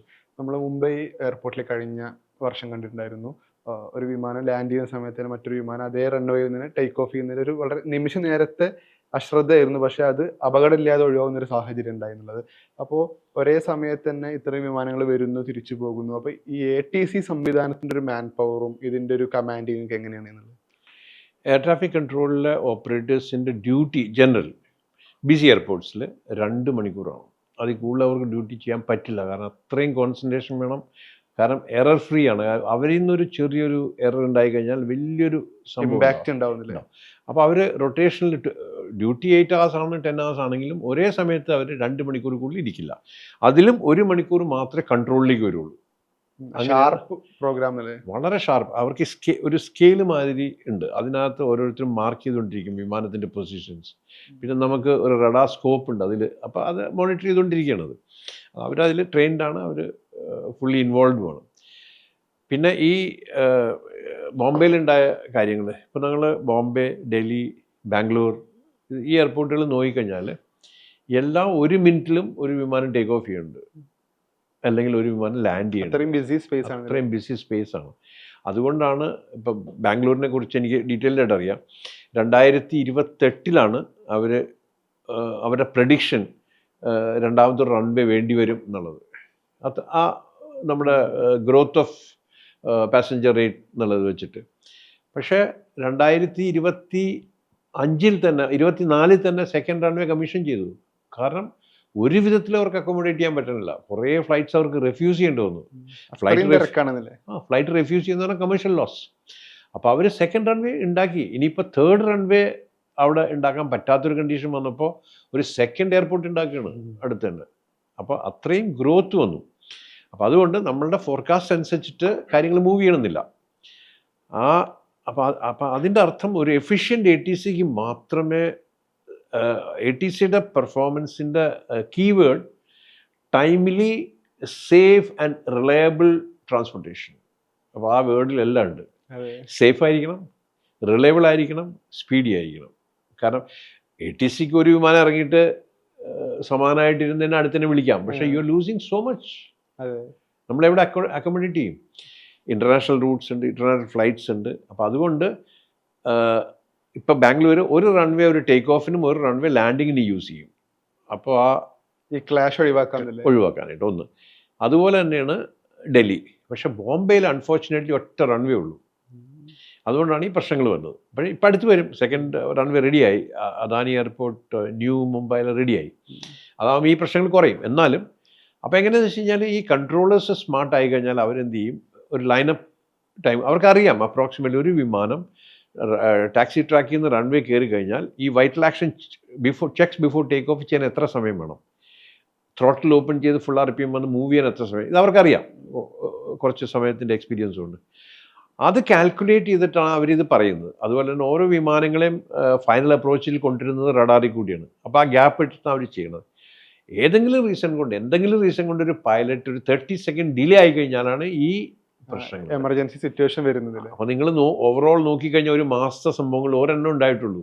ഇന്ന് സോഷ്യൽ മീഡിയ അല്ലെങ്കിൽ മീഡിയ വൈഡ് ആക്സസ് ഉള്ളത് കൊണ്ടുള്ള അത് പെട്ടെന്ന് റിപ്പോർട്ട് ഇടാം. അത് നല്ലതാണ്. കാരണം അപ്പോൾ ജാഗ്രത കുറെ കൂടെ. നമുക്ക് 0 ആക്സിഡന്റ് ആണ് വേണ്ടത്, 0 ആക്സിഡന്റ്. അപ്പോൾ ടുവേർഡ് ദാറ്റ് നമ്മൾ ഇതെല്ലാം ചെയ്യണം. പക്ഷെ അതുകൊണ്ടാണ് കാൽക്കുലേറ്റഡ് ഇതുണ്ടായത്. നമ്മൾ നേരത്തെ സംസാരിച്ച എയർ സ്പേസിന്റെ കാര്യത്തിലേക്ക് വന്നാൽ, ഇപ്പോൾ കൊച്ചിയിൽ നിന്ന് ടേക്ക് ഓഫ് ചെയ്തൊരു വിമാനം കൊച്ചി എയർ സ്പേസ് വിടുന്നത് ഏത് ഘട്ടത്തിലാണ്, നെക്സ്റ്റ് എയർ സ്പേസുമായിട്ട് കണക്ട് ചെയ്യുന്നതും, പിന്നെ ആ കമ്മ്യൂണിക്കേഷൻ, പിന്നെ ഇത് ലാൻഡിങ് വരെ ആ പ്രോസസ്സ് എങ്ങനെയാണ്? ഞാൻ ആദ്യം പറഞ്ഞില്ല, ഗ്രൗണ്ട് ആയിരിക്കും എല്ലാ ഗ്രൗണ്ട് മൂവ്മെന്റ്സും കൺട്രോൾ ചെയ്യുന്നത് റൺവേ എത്തണ വരെ. അത് കഴിഞ്ഞ് റൺവേയിലേക്ക് എത്തുമ്പോഴേക്കും ATC ടേക്ക് ഓവർ ചെയ്തു. ടേക്ക് ഓഫ് ചെയ്തൊരു സ്പെസിഫൈഡ് ഹൈറ്റ്, അത് ട്രാൻസ്ലേഷൻ ഓൾട്ടിറ്റ്യൂഡ് അനുസരിച്ചിട്ട്, ഇപ്പോൾ കൊച്ചിയാണെങ്കിൽ 4000 ആണ് ട്രാൻസ്ലേഷൻ ഓൾട്ടിറ്റ്യൂഡ്. അപ്പോൾ അവർ പറയും ക്രോസിംഗ് 5000 റിപ്പോർട്ട്. അത് കഴിയുമ്പോൾ അവരോട് പറയും route navigation change over to approach. അപ്പോൾ ഗ്രൗണ്ടിൽ നിന്ന് ATC പോയി, ATCയിൽ നിന്ന് അപ്രോച്ചിൽ പോയി. അപ്രോച്ചാണ് നമ്മൾ ഈ പറയുന്ന നമ്മുടെ കേപ്പബിലിറ്റി അല്ലെങ്കിൽ നമ്മുടെ എഫക്റ്റീവ് കൺട്രോളുള്ള ഏരിയ. ഇപ്പോൾ 25 നോട്ടിക്കൽ മേലായിരിക്കും, 50 നോട്ടിക്കൽ മേൽ. കൊച്ചിയുടെ എനിക്ക് തോന്നുന്നത് 50 നോട്ടിക്കൽ മേലാണ്. അപ്പോൾ 50 നോട്ടിക്കൽ മൈൽ എത്തുമ്പോഴേക്കും അവർ പറയും ചേഞ്ച് ഓവർ ടു റൂട്ട് എയർക്രാഫ്റ്റിനോട്. അപ്പോൾ എയർക്രാഫ്റ്റ് എന്താ ചെയ്യണമെന്ന് വെച്ചാൽ പൈലറ്റ് ഫ്ലിക്ക് ചെയ്യും ഫ്രീക്വൻസി. നെക്സ്റ്റ് കോയമ്പത്തൂർ ആണ്. അപ്പോൾ Coimbatore will be already in touch. അത് ഓട്ടോമാറ്റിക്കലി കണക്റ്റഡ് ആവും? ഇല്ല, നമ്മളത് മാനുവലി മൂവ് ചെയ്യണം. പക്ഷെ അത് അതായത് ഈ കൊച്ചിയിൽ നിന്ന് വിടുന്നതിന് മുമ്പായിട്ട് തന്നെ കൊച്ചിയിൽ നിന്ന് വിടുന്നതിന് മുമ്പായിരിക്കും. എക്സാക്ട്ലി, കൊച്ചിയിൽ നിന്ന് വിടുന്നതിന് മുമ്പ് കോയമ്പത്തൂർക്ക് ചേഞ്ച് ഓവർ ചെയ്ത് അവരായിട്ട് കമ്മ്യൂണിക്കേഷൻ എസ്റ്റാബ്ലിഷ് ചെയ്തിട്ട് you come back to Cochin and say നമ്മൾ we are in communication with Coimbatore changing over. അപ്പോൾ ഇയാൾ പറയും okay thanks, a good day. അതോടെ ആ പ്രൊസീജിയർ ബാംഗ്ലൂർ കഴിഞ്ഞു. ഇനി കോയമ്പത്തൂരായിട്ട് നമ്മൾ ഇതുണ്ട്. കോയമ്പത്തൂർ ലാൻഡ് ചെയ്യണില്ല, നമ്മൾ ഓവർ ഫ്ലൈങ് ആണ്. അപ്പോൾ നമ്മുടെ ഇൻറ്റൻഷൻ പറയും ഓവർ ഹെഡ് ഇത്ര ഹൈറ്റിൽ കൂടി നമ്മൾ പോകുന്നുണ്ട്, changing over to Bangalore for 0-1 minute. അപ്പോൾ ബാംഗ്ലൂരിലേക്ക് ചേഞ്ച് ചെയ്യും. ബാംഗ്ലൂരിനോട് പറയും കൊച്ചിയിൽ നിന്ന് വരെയാണ് ഫ്ലൈയിങ് ക്ലോസ് ടു കോയമ്പത്തൂർ, ഇതാണ് ഹൈറ്റ്, എല്ലാ ഇതും പറയും. അത് കഴിയുമ്പോൾ അവരോട് പറയും changing over to Coimbatore change over ചെയ്തിട്ട് we are in touch with Bangalore. അപ്പോൾ അവർ പറയും, ഒന്നിലേ പറയും കണ്ടിന്യൂ ചെയ്യാൻ പറയും കോയമ്പത്തൂർ ക്രോസ് ചെയ്യണവരെ, അതല്ലെങ്കിൽ പറയും ചേഞ്ച് ഓവർ ടു ബാംഗ്ലൂർ. ഇനി ബാംഗ്ലൂരിൽ നമ്മൾ ചേഞ്ച് ഓവർ ചെയ്യുമ്പോൾ ബാംഗ്ലൂർ അപ്രോച്ച് ആയിട്ടാണ് കോണ്ടാക്ട്. അപ്രോച്ച് നമ്മളെ ഒരു പെർട്ടിക്കുലർ ഇതുവരെ ഗൈഡ് ചെയ്യും. റഡാർ കൺട്രോളിലാണ് നമ്മൾ ഇത്ര ഇന്ന ബെയറിങ്ങിൽ കണ്ടിന്യൂ ഡിസെൻഡിങ്. അപ്പോൾ നമ്മൾ ഓർമ്മയുണ്ടെങ്കിൽ എയർക്രാഫ്റ്റിന് ഇരിക്കുമ്പോൾ പൈലറ്റ്സ് പറയാറുണ്ട് reporting 120 nautical miles will be commencing ആ ഡിസെൻഡ് ഷോർട്ട്ലി എന്നൊക്കെ പറയാറില്ലേ. അപ്പോൾ അതുപോലെ ആ ഇത് വെച്ചിട്ട് ഇവർ ഡയറക്ഷൻ കൊടുക്കും ഡിസെൻഡ് ചെയ്യാനായിട്ട്. കാരണം അവരുടെ റഡാർ സ്കോപ്പിൽ ഓരോ സൈഡിൽ നിന്ന് ഇങ്ങനെ പലരും വന്നുകൊണ്ടിരിക്കുക. അപ്പോൾ ഓരോ ഹൈറ്റ്സ്, പിന്നെ കുറേ ടേക്ക് ഓഫ് ചെയ്തും പോകുന്നുണ്ട്. അപ്പോൾ അങ്ങനെ ഇവരെ ഗൈഡ് ചെയ്ത് റഡാറിൻ്റെ പൈലറ്റ്സിന് ഒരു റെസ്പോൺസിബിലിറ്റി ഇല്ല, ഇതെല്ലാ ഗൈഡൻസും റഡാറാണ് ഗ്രൗണ്ടിൽ ചെയ്തുകൊണ്ടിരിക്കുന്നത്. അപ്പോൾ റഡാർ കൺട്രോൾ ഇതൊക്കെ ചെയ്ത് അപ്രോച്ച് കൺട്രോൾ ചെയ്ത് കൊണ്ടുവന്ന് കഴിഞ്ഞിട്ട് ഒരു പെർട്ടിക്കുലർ പോയിന്റിൽ, ഇപ്പം നമ്മുടെ റൺവേക്ക് 2 ഡയറക്ഷൻ ഉണ്ട്. ഇപ്പോൾ 090 വിൻഡ് അനുസരിച്ചിട്ട്, അത് ഓപ്പോസിറ്റ് ആണെങ്കിൽ 270 ആയി. അപ്പോൾ അതിന് ലെഫ്റ്റ് ഹാൻഡ് സർക്യൂട്ടും റൈറ്റ് ഹാൻഡ് സർക്യൂട്ടും ഉണ്ട്. ആ സർക്യൂട്ടിൽ കൊണ്ടുവന്ന് നിർത്തിയിട്ടാണ് ATCക്ക് ഹാൻഡ് ഓവർ ചെയ്യുന്നത്. അതേയും ATC ടേക്ക് ഓവർ ചെയ്യും. അപ്പോൾ ഇതാണ് ആ പ്രൊസീജിയർ. മനസ്സിലായി. ഇനി ഒരു പ്രശ്നമുള്ളത്, 2 സെപ്പറേറ്റഡ് ആയിട്ടുള്ള സ്ഥലങ്ങൾ, ദൂരെയുള്ള സ്ഥലങ്ങൾ, ഇടയ്ക്കൊരു ഡെഡ് സോൺ ഉണ്ടാവും കമ്മ്യൂണിക്കേഷൻ കിട്ടാത്തത്. പക്ഷെ ഇന്ന് ഇന്ത്യയിലില്ല. അങ്ങനെ ആ ഡെഡ് സോണിന് നമ്മൾ കവർ ചെയ്തുകൊണ്ട് ഇന്റർമീഡിയറ്റ് പൊസിഷൻസ് കൊണ്ടുവന്ന് കഴിഞ്ഞു വന്നിട്ടുണ്ടല്ലേ. അപ്പോൾ നമുക്ക് ഈ യാത്രക്കിടയിൽ തന്നെ ഇപ്പോൾ US കഴിഞ്ഞിടെ ഉണ്ടായ സിവിലിയൻസ് വിമാനവും സൈനിക ഹെലികോപ്റ്ററും തമ്മിലുള്ള കൂട്ടിയിടിച്ചുണ്ടായ അപകടം നമ്മുടെ മുമ്പിൽ ഓർമ്മയുണ്ട്. ഇത്തരത്തിൽ ഈ അപകട സാഹചര്യങ്ങൾ ഒഴിവാക്കാൻ ഈ എയർ റൂട്ട് ഫ്രീ ആയിരിക്കുക എന്നുള്ളത് ഇതെങ്ങനെയാണ് ശരിക്കും കമ്മ്യൂണിക്കേറ്റ് ചെയ്യപ്പെടുന്നത്? അന്ന് ആക്സിഡന്റ് US സ്ഥലം, അതായത് നമുക്ക് അതിനു മുമ്പ് ഞാൻ ഒരു കാര്യം പറയാം. ഈ എയർപോർട്ടുകൾ ക്ലാസിഫൈഡ് ആണ്. Class A, class B, class C, class D, class E, class F, class G. ഇത്രയാണ് ക്ലാസിഫിക്കേഷൻ. നിങ്ങൾക്ക് സർപ്രൈസ് ആയിട്ട് തോന്നും, ഇന്ത്യയിൽ എ ഇല്ല, ബി ഇല്ല, സി ഇല്ല. നമ്മൾ സ്റ്റാർട്ട് ചെയ്യുന്നത് ഡി എന്നാണ്. ക്ലാസിഫിക്കേഷൻ എ എന്ന് പറഞ്ഞാൽ all flights are IFR. IFR instrument flight rules. ആരും പുറത്തു നോക്കി വിഷ്വൽ ഇതില്ല, എല്ലാം റഡാർ കൺട്രോൾഡാണ്. മനസ്സിലായില്ലേ? ആ എയർപോർട്ടിലാണ് ഈ ആക്സിഡൻറ്റ് ഉണ്ടായത്. അപ്പോൾ റഡാർ കൺട്രോളറുടെ മിസ്റ്റേക്ക് കൊണ്ടാണ്. നമ്മൾ റഡാർ കൺട്രോളിൻ്റെ മിസ്റ്റേക്ക് ഫുൾ പറയാൻ പറ്റില്ല. റഡാർ കൺട്രോൾ പറയുന്ന ഇൻസ്ട്രക്ഷൻസ് ഫോളോ ചെയ്തിട്ടില്ലെങ്കിൽ അങ്ങനെ ഉണ്ടാവും. അവിടെ അതാണ് സംഭവിച്ചത്. അവിടെ ഇപ്പോൾ നമ്മൾ പണ്ട് ചർക്കി ദാദരി ഒരു ആക്സിഡൻറ്റ് ഉണ്ടായിരുന്നു ഡൽഹിയിൽ. അത് ലാംഗ്വേജ് പ്രോബ്ലം ആയിരുന്നു. നമ്മുടെ റഷ്യൻ എയർക്രാഫ്റ്റും അഫ്ഗാൻ എയർക്രാഫ്റ്റും ആയിരുന്നു. അവർക്ക് ഇംഗ്ലീഷും അറിയില്ല, ഹിന്ദി അറിയില്ല. അപ്പോൾ ഒരാളോട് ഡിസെൻഡ് ചെയ്യാൻ പറഞ്ഞു. ഡിസെൻഡ് ടു 5500, വേറെ ആളോട് ക്ലൈം ടു രണ്ടുപേരും 500 feet ലൂസ് ചെയ്തു. അപ്പോൾ രണ്ട് എയർക്രാഫ്റ്റ് തമ്മിലുള്ള ഗ്യാപ്പ് 1000 ആണ്. അപ്പോൾ മിഡ് എയറിൽ പൊല്യൂഷൻ വന്നു. അതേമാതിരിയാണ് ഇവിടെ സംഭവിച്ചേക്കുന്നത് എന്നുള്ളതാണ് എൻ്റെ വിശ്വാസം. എനിവേ, അതിൽ നിന്ന് ഇങ്ങോട്ട് വന്നു കഴിയുമ്പോൾ നമ്മൾ ഈ ക്ലാസിഫിക്കേഷൻ വെച്ച് നോക്കുമ്പോൾ ഫുൾ ഓൾ IFR ആണ് എ. ബിയിൽ അവിടെ ഹെലികോപ്റ്ററും IFR ആണ്. ബി കാറ്റഗറിയിൽ 90% IFR, കുറച്ച് VFR ഉണ്ട്. സിയിൽ 70-30. ഡിയിൽ വരുമ്പോഴാണ് എയർക്രാഫ്റ്റ്സ് എല്ലാം, അതായത് aircraft to aircraft IFR, helicopters എല്ലാം VFR ആണ്. അങ്ങനെയുള്ള കാറ്റഗറിയാണ്. ജി എന്ന് പറഞ്ഞാൽ ഒന്നുമില്ല, ATC ഫെസിലിറ്റി ലിമിറ്റഡ് ആണ്. അപ്പോൾ അതിൽ നിന്ന് തന്നെ നമുക്ക് മനസ്സിലാക്കാം എത്ര ഡിഗ്രി ആണ് നമ്മളുടെ പ്രോഗ്രസ് ഉണ്ടാവും. അടുത്ത് തന്നെ ഇപ്പോൾ ഇന്ത്യയിൽ 2 എയർപോർട്ടുള്ളൂ 0 വിസിബിലിറ്റി ലാൻഡിങ്. ഒന്ന് ഡൽഹി, ഒന്ന് ബാംഗ്ലൂർ, ഓരോ റൺവേ. അതിൽ പൈലറ്റിന് വിസിബിലിറ്റി 0 ആണെങ്കിൽ ലാൻഡ് ചെയ്യാം. കാരണം അത്രയും ഗ്രൗണ്ട് സപ്പോർട്ട് ഉണ്ട്, എക്യുപ്മെൻറ്റ് അത്രയും ഒക്യുപ്പൈഡ് ആണെന്നുള്ളതല്ലേ. ആ ലൈറ്റ്സും അതുപോലെ തന്നെ അവിടെയുള്ള ബീക്കൺസും എല്ലാം അസിസ്റ്റ് ചെയ്ത് നമുക്ക് ടച്ച് ഡൗൺ വരെ ചെയ്യാൻ പറ്റും. ഓക്കെ, ഇതിനിടയിൽ ഏതെങ്കിലും അപകട സാഹചര്യം വരുന്ന സമയത്താണ് ഈ എമർജൻസി ലാൻഡിങ്ങിന് വേണ്ടി ശ്രമിക്കുന്നത്, ATC ആയിട്ട് കണക്ട് ചെയ്യുന്നത്, അല്ലെങ്കിൽ മെയ്ഡേ കോൾ കൊടുക്കുന്നത്. ഇത് നമ്മൾ ഏത് എയർ സ്പേസിലാണുള്ളത്, അതിന് ഏറ്റവും അടുത്ത സ്ഥലം എന്ന് നോക്കുമ്പോൾ പലപ്പോഴും നമുക്ക് പെർമിഷൻ കിട്ടാത്ത സാഹചര്യം വരികയോ, എങ്ങനെയായിരുന്നു ആ സാഹചര്യം എന്നുള്ളത്? മേഡേ വിളിച്ചു കഴിഞ്ഞാൽ പൈലറ്റിൻ്റെ ഫുൾ ഫ്രീഡമാണ്, നിയറസ്റ്റ് എവിടെ വേണമെങ്കിൽ പോവാം.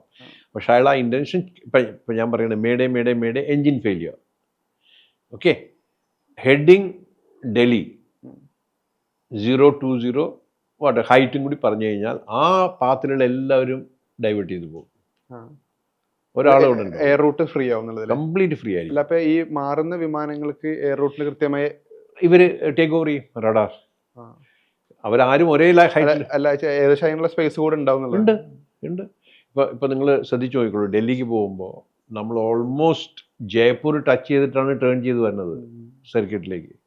അപ്പോൾ ഇതിനെല്ലാം ഓരോ പോയിന്റ്സ് ഉണ്ട്. ഈസ്റ്റിൽ നിന്ന് തന്നെ ഒരു ഇന്ന പോയിന്റിൽ റിപ്പോർട്ട് ചെയ്യണം, വെസ്റ്റിൽ നിന്ന് തന്നെ ആൾക്കാർ ഇന്ന പോയിന്റിൽ റിപ്പോർട്ട് ചെയ്യണം, നോർത്തിൽ നിന്ന് ഓരോ റിപ്പോർട്ടിംഗ് പോയിന്റ്സ് ഉണ്ട്. അവിടെ നിന്നാണ് ഈ പാറ്റേണിൽ വരുന്നത്, തിരിച്ചുവിടുന്നത് അല്ലേ. ഇപ്പൊ ഈ അപകട സാഹചര്യം ഉണ്ടാകുന്ന സമയത്ത് നമ്മളെ കാണ്ഡഹാർ ഹൈജാക്കിന്റെ സമയത്തൊക്കെ ഓർമ്മയുണ്ട്, ലാഹോറിൽ നിന്നും മറ്റൊക്കെ പെർമിഷൻ കിട്ടാത്ത സാഹചര്യം വരുന്നത് അവിടെ ഇറക്കാൻ. അങ്ങനത്തെ ഒരു സാഹചര്യം വരുന്ന സമയത്ത് ഇപ്പോൾ ഒരു ഫ്യൂവൽ തീരുകയോ അതല്ലെങ്കിൽ എഞ്ചിൻ ഫെയിലിയർ ഉണ്ടാകുന്ന സമയത്ത് പൈലറ്റിന് പിന്നെ എന്ത് ചെയ്യാൻ കഴിയും ആ മൊമെന്റിൽ എന്നുള്ളത്? ഇല്ല, ഫിക്സ്ഡ് വിങ് എയർക്രാഫ്റ്റ് റൺവേയിൽ ലാൻഡ് ചെയ്തേ പറ്റും.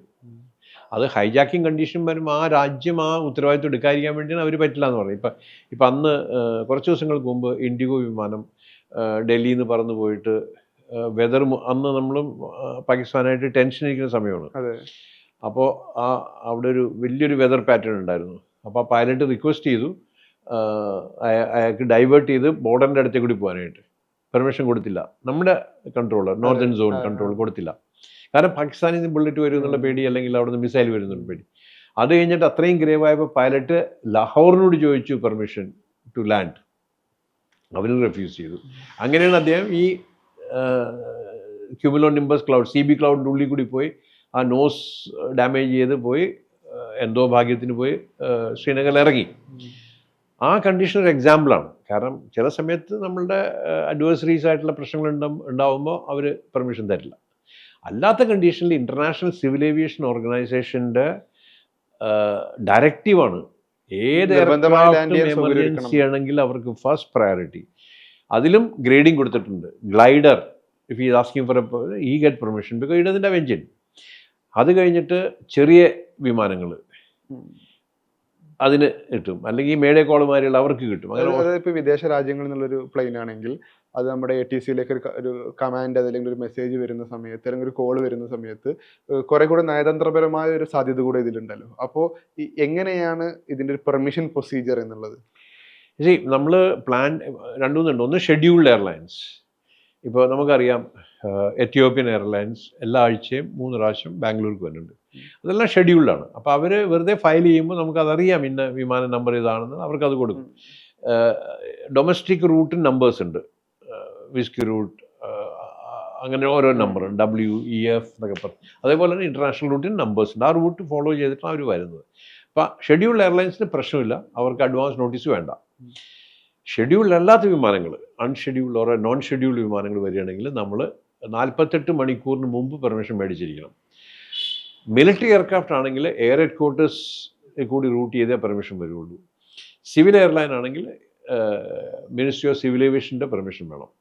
അപ്പോൾ ആ പ്രൊസീജിയേഴ്സ് എല്ലാം സെറ്റാണ്. പക്ഷെ ആർക്കും റിഫ്യൂസ് ചെയ്യാൻ പാടില്ല. കാരണം ഇൻ്റർനാഷണൽ സിവിൽ ഏവിയേഷൻ ഓർഗനൈസേഷനിലെ മെമ്പറായിട്ടുള്ള രാജ്യങ്ങൾ സൈൻ ചെയ്തിട്ടുണ്ട് ട്രീറ്റി. നമ്മൾ മ്യൂച്വലി ഇത് അഡ്ജസ്റ്റ് ചെയ്തേ പറ്റുള്ളൂ. അത് മ്യൂച്വലി നമ്മൾ റെസ്പെക്റ്റ് ചെയ്യും. എന്തെങ്കിലും പ്രശ്നങ്ങളുണ്ടെങ്കിൽ അത് നെക്സ്റ്റ് ഞാൻ പറയാം. ഇപ്പോൾ പാകിസ്ഥാനായിട്ട് നമുക്കൊരു യുദ്ധസമാനമായിട്ടുള്ളൊരു കണ്ടീഷനായിരുന്നു. ആ ഇതിൽ അവർ രണ്ടുപേരും, നമ്മളും അറിയിച്ചിട്ടുണ്ട്, അവരും അറിയിച്ചിട്ടുണ്ട്. നമ്മൾ എയർ സ്പേസ് മറ്റേ എക്സ്ക്യൂസുകൾക്ക് സാധ്യതയില്ല. പിന്നെ ഈ ഐക്കാവ് ഷോർട്ട് ഫോം പറയുന്ന ഇൻ്റർനാഷണൽ സിവിൽ ഏവിയേഷൻ ഓർഗനൈസേഷൻ, അവർ നമുക്കെതിരെ ഭയങ്കര ആക്ഷൻ എടുക്കും നമ്മൾ ഇതുപോലെ സഹകരിച്ചിട്ടില്ല. കാരണം ആ പെർമിഷൻ ഇല്ലാതെ നമുക്ക് ഇന്റർനാഷണൽ ഓപ്പറേറ്റ് ചെയ്യാൻ പറ്റില്ല. എല്ലാ രാജ്യങ്ങളും നമ്മൾ ബോയ്ക്കോട്ട്, എല്ലാ സംവിധാനങ്ങളും അവിടെ തകരും എന്നുള്ളത്, എല്ലാം തകരും. നമുക്ക് ഒരു രാജ്യത്തേക്കും പിന്നെ ഓപ്പറേറ്റ് ചെയ്യാൻ പറ്റില്ല. അവരെല്ലാം മെമ്പർ കൺട്രീസ് ആണ് ഈ എല്ലാ രാജ്യങ്ങളും. അപ്പം അതുകൊണ്ട് അങ്ങനെ ആരും വയലേഷൻ ചെയ്യില്ല. പിന്നെ എമർജൻസി എയർക്രാഫ്റ്റ് ഉണ്ട്, എമർജൻസിക്കാണ് ഏറ്റവും കൂടുതൽ പ്രയോറിറ്റി. അതിന് ഒരു രാജ്യമില്ല. ഇപ്പം നാളെ നമ്മൾ ഫ്ലൈ ചെയ്യുമ്പോൾ ചൈനയിലാണെങ്കിൽ ചൈനയിൽ പോയി ലാൻഡ് ചെയ്യണം. അപ്പോൾ എല്ലാ എയർപോർട്ടിലും നിങ്ങൾ ശ്രദ്ധിച്ചിട്ടുണ്ടാവും, ഒരു ഐസൊലേഷൻ ബേ ഉണ്ട്. ശ്രദ്ധിച്ചിട്ടുണ്ടോ? ഒരു ചെറിയൊരു എമർജൻസി സ്പേസ്. അപ്പോൾ ഈ വിമാനങ്ങൾ ഒരിക്കലും ടെർമിനലിലേക്ക് വരില്ല. കാരണം എന്താ വെച്ചാൽ എൻ്റെ ബാഡ് ഇൻറ്റൻഷനാണ് അതിനകത്ത് നിറച്ച് ഞാൻ ബോംബുമായിട്ട് വന്നത്. എമർജൻസി പറഞ്ഞ് ലാൻഡ് ചെയ്ത് നിങ്ങളെ മുഴുവൻ ശരിയാക്കാൻ വേണ്ടിയിട്ടുള്ള ഒരു കണ്ടീഷൻ ആണെങ്കിൽ അതിനെ സേവ് ചെയ്യാൻ വേണ്ടിയിട്ടാണ്. അതുകൂടെ ഐസൊലേഷൻ ബേയിൽ പോവും. അവിടെ നമ്മുടെ സെക്യൂരിറ്റി ഗാർഡ് വരും, ഓഫ് ചെയ്യാൻ പറയും. നമ്മുടെ കംപ്ലീറ്റ് സുരക്ഷാ സംവിധാനങ്ങൾ സജ്ജമായിരിക്കും അവിടെ. അതിനുശേഷം പൈലറ്റ് പുറത്തിറങ്ങും, അവർ കോണിപ്പടി ഉണ്ടാകും, നമ്മുടെ ആൾക്കാർ പോയി ചെക്ക് ചെയ്യും. ആ ഒരു എല്ലാത്തിനും SOP, പ്രൈമറി പ്രൊസീജിയർ ഉണ്ട്. അതെ, സ്റ്റാൻഡേർഡ് ഓപ്പറേറ്റിംഗ് പ്രൊസീജിയർ എല്ലാ എയർപോർട്ടിനും ഉണ്ട്. അതുപോലെ തന്നെ ഒരു നാഷണൽ ഏവിയേഷൻ പോളിസിയിലുണ്ട്. നമ്മളത് ഫോളോ ചെയ്തിരിക്കും. ഇതോടൊപ്പം ചേർത്ത് പറയേണ്ട കാര്യം, ഈ ബ്രിട്ടീഷ് സൈനിക വിമാനം തിരുവനന്തപുരം അന്താരാഷ്ട്ര വിമാനത്താവളത്തിൽ ഇറങ്ങിയ ശേഷം കഴിഞ്ഞ കുറേ ദിവസങ്ങളായി സോഷ്യൽ മീഡിയയിൽ പലതരം ട്രോളുകളും വാർത്തകളും മെസ്സേജുകളൊക്കെ കാണാറുണ്ട്. സാറും കണ്ടിട്ടുണ്ടാവും. അതിനുശേഷം അതിനെ മെയിൻ്റെനൻസ് ചെയ്യാൻ വേണ്ടി അവിടുന്ന് ഒരു വിദഗ്ധ സംഘത്തെ അവർ തന്നെ കൊണ്ടുവന്നു. പലപ്പോഴും ഇതിൻ്റെ ഒരു വിവരങ്ങൾ പലതും പുറത്തറിയുന്നില്ല, കുറെ കൂടെ ദുരൂഹമാണ്. നമ്മൾ നേരത്തെ പറഞ്ഞതുപോലെ മറ്റു രാജ്യത്തു നിന്നുള്ള ഒരു സൈനിക വിമാനം വരികയാണെങ്കിൽ എന്തായിരിക്കും അതിൻ്റെ പ്രൊസീജിയർ എന്നുള്ളത്? ഞാൻ നേരത്തെ പറഞ്ഞ മാതിരി ഏത് രാജ്യത്തു നിന്നും സൈനിക വിമാനം വരണമെങ്കിൽ അതിന് എയർ ഹെഡ്ക്വാർട്ടറിൻ്റെ പെർമിഷൻ വേണം. അതായത് ആ അപ്ലിക്കേഷൻ എക്സ്റ്റേണൽ അഫയേഴ്സ് മിനിസ്ട്രിയിൽ വന്നിട്ട് ആ എക്സ്റ്റേണൽ അഫയേഴ്സ് മിനിസ്ട്രി എയർഫോഴ്സിൻ്റെ ഹെഡ്ക്വാർട്ടറിൽ കൊടുക്കും. അവരതിൻ്റെ പ്രോസ് ആൻഡ് കോൺസ് ഇവാലുവേറ്റ് ചെയ്തിട്ട് അവിടെ നിന്ന് പെർമിഷൻ കൊടുക്കും. എന്നിട്ട് സിവിൽ ഏവിയേഷൻ മിനിസ്ട്രി കൂടി അത് പോകുമ്പോഴത്തേക്ക് ഈ പ്രത്യേക കേസിൽ അവർ നമുക്കറിയാവുന്നിടത്തോളം അവർ ഒരു എയർക്രാഫ്റ്റ് കാരിയറിൽ വന്ന വിമാനമാണത്. ഒരുപക്ഷെ ഇറാൻ ഇഷ്യൂ ഒക്കെ വന്നു കഴിഞ്ഞപ്പോൾ ഒരു അമേരിക്കൻ ഫ്ലീറ്റ് ആക്ടിവേറ്റ് ചെയ്തോ UK അങ്ങനെ ആയിട്ട് ബന്ധപ്പെട്ടാണ്. അപ്പോൾ അതിനിടയ്ക്കാണ് നമ്മളും പാകിസ്ഥാനുമായിട്ടുള്ള പ്രശ്നങ്ങൾ ഉണ്ടായത്. അപ്പോൾ അതിൽ നമ്മളുടെ റഡാർ സംവിധാനങ്ങളെ വളരെ എഫക്റ്റീവായിട്ട് നമ്മൾ യൂസ് ചെയ്തു എന്നുള്ളൊരു ഇതുണ്ട്. അന്ന് അമേരിക്ക നമ്മളുടെ കൂടെയാണ് എന്നാണ് അവർ അപ്പാരൻ്റ്ലി പറയുന്നത്. അതെ. അപ്പോൾ ഒരു പക്ഷേ എൻ്റെ നിഗമനം അനുസരിച്ചിട്ട് ഈ വിമാനം F-35 അവരുടെ ഫ്ലാഗ്ഷിപ്പാണ്. അതായത് അമേരിക്കയെ സംബന്ധിച്ചിടത്തോളം ഏറ്റവും പ്രസ്റ്റീജിയസ് ആണ്. അവർ 5th ജനറേഷൻ എന്നാണ് അവർ പറയുന്നത് തന്നെ, ഏറ്റവും അഡ്വാൻസ്ഡ് ആണ്. അപ്പോൾ അവർ പറയുന്നത് ഈ വിമാനം ഒരാൾക്കും ലോകത്തിൽ ഡിറ്റക്ട് ചെയ്യാൻ പറ്റില്ല. സ്റ്റെൽത്ത് എയർക്രാഫ്റ്റ് എന്നാണ് പറയുന്നത്, സ്റ്റെൽത്ത് കണ്ടീഷൻസ് ഉള്ളത്. അപ്പോൾ അത് ഒരുപക്ഷെ പ്രൂവ് ചെയ്യാൻ വേണ്ടിയിട്ട് അവർ പ്രൂവ് ചെയ്തിട്ടുണ്ട്. അവർ നമ്മളുടെ ഡിറ്റക്ഷൻ സിസ്റ്റം എത്രമാത്രം എഫക്റ്റീവാണെന്ന് അറിയാൻ വേണ്ടി ആണ് ഇത് ഫ്ലൈ ചെയ്തതെന്നുള്ളതാണ് എൻ്റെ വിശ്വാസം. കാരണം ഒരു പെർമിഷൻ എടുത്തിട്ടില്ല. രണ്ടാമത്തത്, ഒരു എയർക്രാഫ്റ്റ് കാരിയറിൽ നിന്നൊരു വിമാനം ഫ്ലൈ ചെയ്തൊരു കൺട്രിയുടെ അടുത്തേക്ക് വരാമെന്ന് പറഞ്ഞാൽ അത് വളരെ തെറ്റായൊരു പ്രവണതയാണ്. ഇൻ്റർനാഷണൽ ഓഷ്യൻ ഓപ്പൺ ആണ് എല്ലാവർക്കും, അത് ആർക്ക് വേണമെങ്കിലും ഉപയോഗിക്കാതെ. എന്നാലും അങ്ങനെ ചെയ്യാറില്ല അറിയിക്കാതെ. നമുക്ക് വേണമെങ്കിൽ ഈ വിമാനത്തെ ഷൂട്ട് ചെയ്ത് താഴെ ഇടാമായിരുന്നു, പക്ഷെ നമ്മളത് ചെയ്തില്ല. അങ്ങനെ ചെയ്തിരുന്നെങ്കിൽ വലിയൊരു സംഭവമായി മാറിയാണ്. പിന്നെ അതിന്റെ ആഫ്റ്റർ എഫക്റ്റ് ഇഷ്യൂ ഭയങ്കര സീരിയസ് ആയാണ്. പക്ഷേ എനിക്കതിനെക്കുറിച്ച് ഇതിൽ കൂടുതൽ ടെക്നിക്കൽ വിവരം ഇല്ലെങ്കിൽ കൂടി എനിക്ക് കിട്ടിയ ഇതനുസരിച്ചിട്ട് അവർ സ്റ്റെൽത്ത് ഫോമിൽ നമ്മളുടെ ഇതിനെ ചെക്ക് ചെയ്യാൻ വന്നപ്പോൾ നമ്മളുടെ റഡാർ സിസ്റ്റം ഇതിനെ പിക്കപ്പ് ചെയ്തു, പിടിച്ചു. അപ്പോൾ സാധാരണ റഡാർ സിസ്റ്റം പാസീവാണ്. നമ്മൾ ഇൻഫർമേഷൻ കളക്ട് ചെയ്യും വിമാനം പോകുന്നത്, എന്നിട്ട് നമ്മുടെ കൺട്രോൾ സിസ്റ്റത്തിലേക്ക് പാസ് ചെയ്യും. അതിൽ നമ്മുടെ എയർ ഡിഫൻസ് സിസ്റ്റം ആക്റ്റീവ് ആവും. Air defence system 2 ടയറിലാണ്. ഒന്ന് താഴെ ground based air defence artillery weapons ആണ് ഫയർ ചെയ്യുന്നത്. ഒരു ഹൈറ്റ് വരെ അവരാണ് കൺട്രോൾ ചെയ്യുന്നത്. അതിന് മുകളിൽ ഫൈറ്റർ വിമാനങ്ങൾ ആക്ടിവേറ്റ് ചെയ്യും. അങ്ങനെയാണ് നമ്മളുടെ എയർ ഡിഫൻസ് സിസ്റ്റം. അപ്പോൾ ഈ റഡാർ സിസ്റ്റം ഇതിനെ ലൊക്കേറ്റ് ചെയ്തത് മാത്രമല്ല, നമ്മളുടെ സിസ്റ്റം വളരെ ആക്യുറേറ്റും ആക്റ്റീവാണ്. ഇത് റഷ്യയുടെ ഹെൽപ്പോടുകൾ ഡെവലപ്പ് ചെയ്തതാണ്. അവരിതിൻ്റെ കംപ്ലീറ്റ് സാധനങ്ങളെ അങ്ങ് ബ്ലാക്ക് ഔട്ട് ചെയ്തു, അതല്ലെങ്കിൽ ഇതിനെ എന്താ പറയുക ഡി എനർജൈസ് ചെയ്തു. അപ്പോൾ ഇനി പോയി തിരിച്ച് ഷിപ്പിൽ ഇറങ്ങാനുള്ള കേപ്പബിലിറ്റി ആ വിമാനത്തിലുണ്ടായിരുന്നില്ല. അപ്പോൾ ഫ്യൂവൽ ഇല്ല എന്ന് പറഞ്ഞതൊരു നുണ ആണെന്നുള്ളതാണ് വിശ്വാസം. അങ്ങനെ വന്ന് ട്രിവാൻഡ്രം നിയറസ്റ്റ് എയർപോർട്ടിൽ വന്ന് ലാൻഡ് ചെയ്തിട്ട് അത് കഴിഞ്ഞിട്ടുള്ള സീക്വൻസ് നിങ്ങൾ നോക്കുകയാണെങ്കിൽ ആ പൈലറ്റ് അവിടെ നിന്ന് മൂവ് ചെയ്യാൻ റിഫ്യൂസ് ചെയ്തു. റഷ്യ എന്നും ഈ F-35 വിമാനത്തിൻ്റെ സിസ്റ്റങ്ങളെയും അതിൻ്റെ അസോസിയേറ്റഡ് ആയിട്ടുള്ള കാര്യങ്ങളെയും പഠിക്കാനായിട്ട് എന്നും ആഗ്രഹിക്കുന്ന ഒരു വ്യക്തിയാണ്. ഒരുപക്ഷെ ഒരു ഗോൾഡൻ ഓപ്പർച്യൂണിറ്റി അവർക്ക് കിട്ടി ഇവിടെ വന്നപ്പോൾ. അപ്പോൾ ആ ഒരു അപ്രിഹെൻഷനിലാണ് ഈ സംഭവങ്ങളെല്ലാം പിന്നീട് ഉണ്ടായിരിക്കുന്നത്. ഇപ്പോൾ അവർക്കത് ഒറിജിനൽ കമ്പനിക്ക് പോലും അമേരിക്കയുടെ അതിനെ റീ എനർജൈസ് ചെയ്യാൻ പറ്റിയിട്ടില്ല, ഫ്ലൈ ചെയ്ത് കൊണ്ടുപോകാൻ പറ്റിയിട്ടില്ല. അപ്പോൾ ഒരു ഫ്യൂവൽ ഇല്ലാത്ത പ്രശ്നമാണെങ്കിൽ ഇപ്പോൾ സൊല്യൂഷൻ ആവേണ്ട ഫ്യൂവൽ ഇല്ലാത്തതാണെങ്കിൽ 10 മിനിറ്റ് കൊണ്ട് ഫ്യൂവൽ കൊടുക്കാൻ പറ്റും. ഫ്യൂവൽ അല്ല എന്നുള്ളത് ക്ലിയർ ആയി. ഫ്യൂവൽ ആണെങ്കിൽ പോലും പൈലറ്റ് അങ്ങനെ ഇരുന്നൊരു പ്രൊട്ടസ്റ്റ് ചെയ്യേണ്ട ആവശ്യമില്ല. അതുപോലെ തന്നെ അവരുടെ സെക്യൂരിറ്റി വന്ന് ഇവിടെ അത് നിൽക്കേണ്ട ആവശ്യമില്ല. ഉടനെ റീഫ്യൂൽ ചെയ്യുക. ഇന്ത്യൻ ഗവൺമെന്റിനോട് അമേരിക്കയുടെ നല്ല റിലേഷനാണ്, പെർമിഷൻ എടുക്കുക ഫോറിൻ മിനിസ്ട്രിയിൽ നിന്ന് തിരിച്ചു പോവുക. അതൊന്നും സംഭവിച്ചിട്ടില്ല. ഇനി അത് പൊളിച്ചിട്ട് ആദ്യം അവർ ഹാങ്ങറിൽ മൂവ് ചെയ്യില്ല എന്ന് പറഞ്ഞു. ഇപ്പം അത് ഹാങ്ങറിലേക്ക് മൂവ് ചെയ്തു. ഇനി അതിനെ ഓരോ പാർട്സ് ആയിട്ട് പൊളിച്ചിട്ട് ആണ് ഇത് കൊണ്ടുപോകാൻ പോകുന്നത്.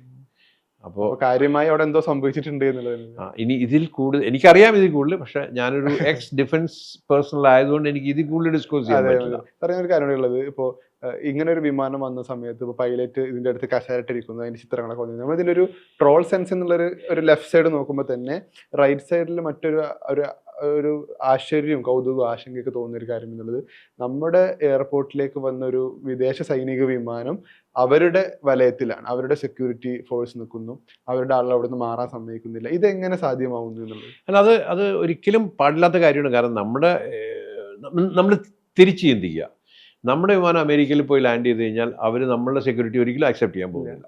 ഒന്ന് അപ്പം നമ്മൾ ഇത് ഹൈ ഹെഡ്നെസ് ആണ്, അതിൽ കൂടുതലൊന്നും അല്ല. അപ്പോൾ അമേരിക്ക എന്ന് പറയുന്നത് വേൾഡ് പോലീസാണ്. അപ്പോൾ അവർ വിചാരിക്കുന്ന അല്ലെങ്കിൽ അവർ ചിന്തിക്കുന്ന കാര്യങ്ങൾ നടക്കുകയുള്ളൂ എന്നുള്ളത് കൊണ്ടാണ് അത്. അല്ലെങ്കിൽ അത് ഒരു ശരിയല്ല അത്. കാരണം നമ്മുടെ സെക്യൂരിറ്റി സിസ്റ്റത്തിന് അവർ വിശ്വസിച്ചേ പറ്റൂ, അല്ലെങ്കിൽ ഇവിടെ വന്ന് ഇറങ്ങേണ്ട ആവശ്യമില്ല. ഇവിടെ വന്ന് ഇറങ്ങുമ്പോൾ സെക്യൂരിറ്റി കൂടുതൽ ആവശ്യം നമുക്കാണ്, അവർക്കല്ല. ഒരാവശ്യം കൂടി ഞാൻ അടുത്ത് ചോദിക്കാനിരിക്കുന്ന കാര്യം എന്നുള്ളത്, ഇങ്ങനെയുള്ള ഒരു എയർപോർട്ടിൽ ഒരു വിദേശ സൈനിക വിമാനം കിടക്കുന്നു എന്നുള്ളത് നമ്മളുടെ എൻ്റയർ സുരക്ഷാ സംവിധാനത്തെ എത്രത്തോളം ബാധിക്കുന്നു എന്നുള്ളത്? ഇത് ഡെഫിനറ്റായിട്ട് ബാധിക്കും. കാരണം അതിൻ്റെ അകത്ത് എന്ത് സെൻസറാണുള്ളത്, അതിൻ്റെ അകത്ത് എന്ത് ക്യാമറയാണുള്ളത് ഒന്നും നമുക്കറിയില്ല. ഒരു സിവിൽ എയർപോർട്ടാണ്. ഓഫ് കോഴ്സ് അമേരിക്ക ഓൺ ചെയ്യേണ്ട അവരുടെ വിമാനമാണ്, പക്ഷേ ബ്രിട്ടനിൽ നിന്നാണ് ഇത് വന്നത്. അപ്പോൾ അങ്ങനെ വരുമ്പോൾ നമ്മളുടെ ദേശീയ സുരക്ഷയ്ക്ക് അതൊരു വലിയൊരു ക്വസ്റ്റ്യൻ മാർക്കാണ്. അപ്പോൾ നമ്മുടെ സെക്യൂരിറ്റി ഉണ്ട് അവിടെ, ഇല്ലയെന്ന് ഒരിക്കലും പറയില്ല. പക്ഷെ അവർ എനിക്ക് തോന്നുന്നു ഇതിൻ്റെ സീക്രസി കൊണ്ടും ഇതിൻ്റെ കോംപ്ലക്സ് ആയിട്ടുള്ള സ്ട്രക്ചർ നമ്മളുടെ വഴി എല്ലാവർക്കും, ലോകത്തിന് മുഴുവൻ അറിയാം. നമ്മളും റഷ്യ ആയിട്ടുള്ള ബന്ധം എല്ലാവർക്കും അറിയാം. അപ്പോൾ നമ്മൾ വഴിക്ക് ഇത് കോംപ്രമൈസ് ആയി കഴിഞ്ഞാൽ ഈ വിമാനം തീർന്നു. പിന്നെ ഇത് ഒരിക്കലും ഒരു സൂപ്പർമെസി ആയിട്ട് ഉപയോഗിക്കാൻ പറ്റില്ല. അതായിരിക്കാം അവരുടെ അപ്രിഹെൻഷൻ. അതായിരിക്കാം. സമാനമായി ഏതൊക്കെ സാഹചര്യങ്ങളിലാണ് ഇപ്പോൾ നമ്മൾ ഇന്ധനം ചോരുന്ന കാര്യം, അല്ലെങ്കിൽ ഇന്ധനം കുറയുന്ന കാര്യം പറയാറുണ്ട്, അല്ലെങ്കിൽ യന്ത്ര തകരാറ് പറയാറുണ്ട്, അല്ലെങ്കിൽ ഈ സാങ്കേതിക പ്രശ്നങ്ങൾ പറയാറുണ്ട്. ഇതിനപ്പുറത്തേക്ക് ആകാശച്ചുഴി പോലെയൊക്കെയുള്ള പ്രധാനമായി വരുന്ന അപകട സാഹചര്യങ്ങൾ ഏതെല്ലാമാണ് ആകാശത്ത് നിന്ന്? എമർജൻസി ലാൻഡിങ് ഒരു വിമാനം ടേക്ക് ഓഫ് ചെയ്ത്, ഇപ്പോൾ എക്സാമ്പിൾ പറയുന്നത് Bangalore to Delhi take off ചെയ്ത് അത് ടോട്ടൽ റൂട്ട് 2 hours 15 minutes ആണ്. ഒരു മണിക്കൂർ കഴിയുമ്പോൾ പക്ഷേ ഒരു എൻജിൻ ഫെയിലായി. 2 എൻജിനും ഫെയിൽ ആവേണ്ട ചാൻസ് വളരെ കുറവാണ്. ഒരു എൻജിൻ ഫെയിലായി. അപ്പോൾ ഒരു എൻജിൻ വെച്ചിട്ട് ബാലൻസ് 1.5 മണിക്കൂർ ഫ്ലൈ ചെയ്യാന്നുള്ളത് റിസ്ക്കിയാണ് പാസഞ്ചേഴ്സ്. അപ്പോൾ നമ്മൾ അതിനെ land at the earliest to the nearest airport എന്നാണ് പറയുന്നത്. അപ്പോൾ നമ്മൾ ഈ പോയിക്കൊണ്ടിരിക്കുമ്പോൾ ഹൈദരാബാദ് ആയിരിക്കും ആദ്യം വരുന്നത്. അപ്പോൾ ഹൈദരാബാദിന് ഇൻഫോം ചെയ്തിട്ട് ഒരു എമർജൻസി ലാൻഡിംഗ് തന്നെ പറയാം. പക്ഷേ എമർജൻസി എന്ന് പറയേണ്ട കാര്യമില്ല, കാരണം ഒരു എൻജിൻ വെച്ചിട്ട് നമുക്ക് കേപ്പബിളാണ് ലാൻഡ് ചെയ്യാനായിട്ട്. പക്ഷേ അവരെ റൺവേ മുഴുവൻ ആക്ടിവേറ്റ് ആക്കണം. ഒരു എൻജിൻ വെച്ച് ലാൻഡ് ചെയ്യുമ്പോൾ അത് അണ്ടർ പവർഡ് ആയിട്ടാണല്ലോ വരുന്നത്. അതൊരു കണ്ടീഷൻ.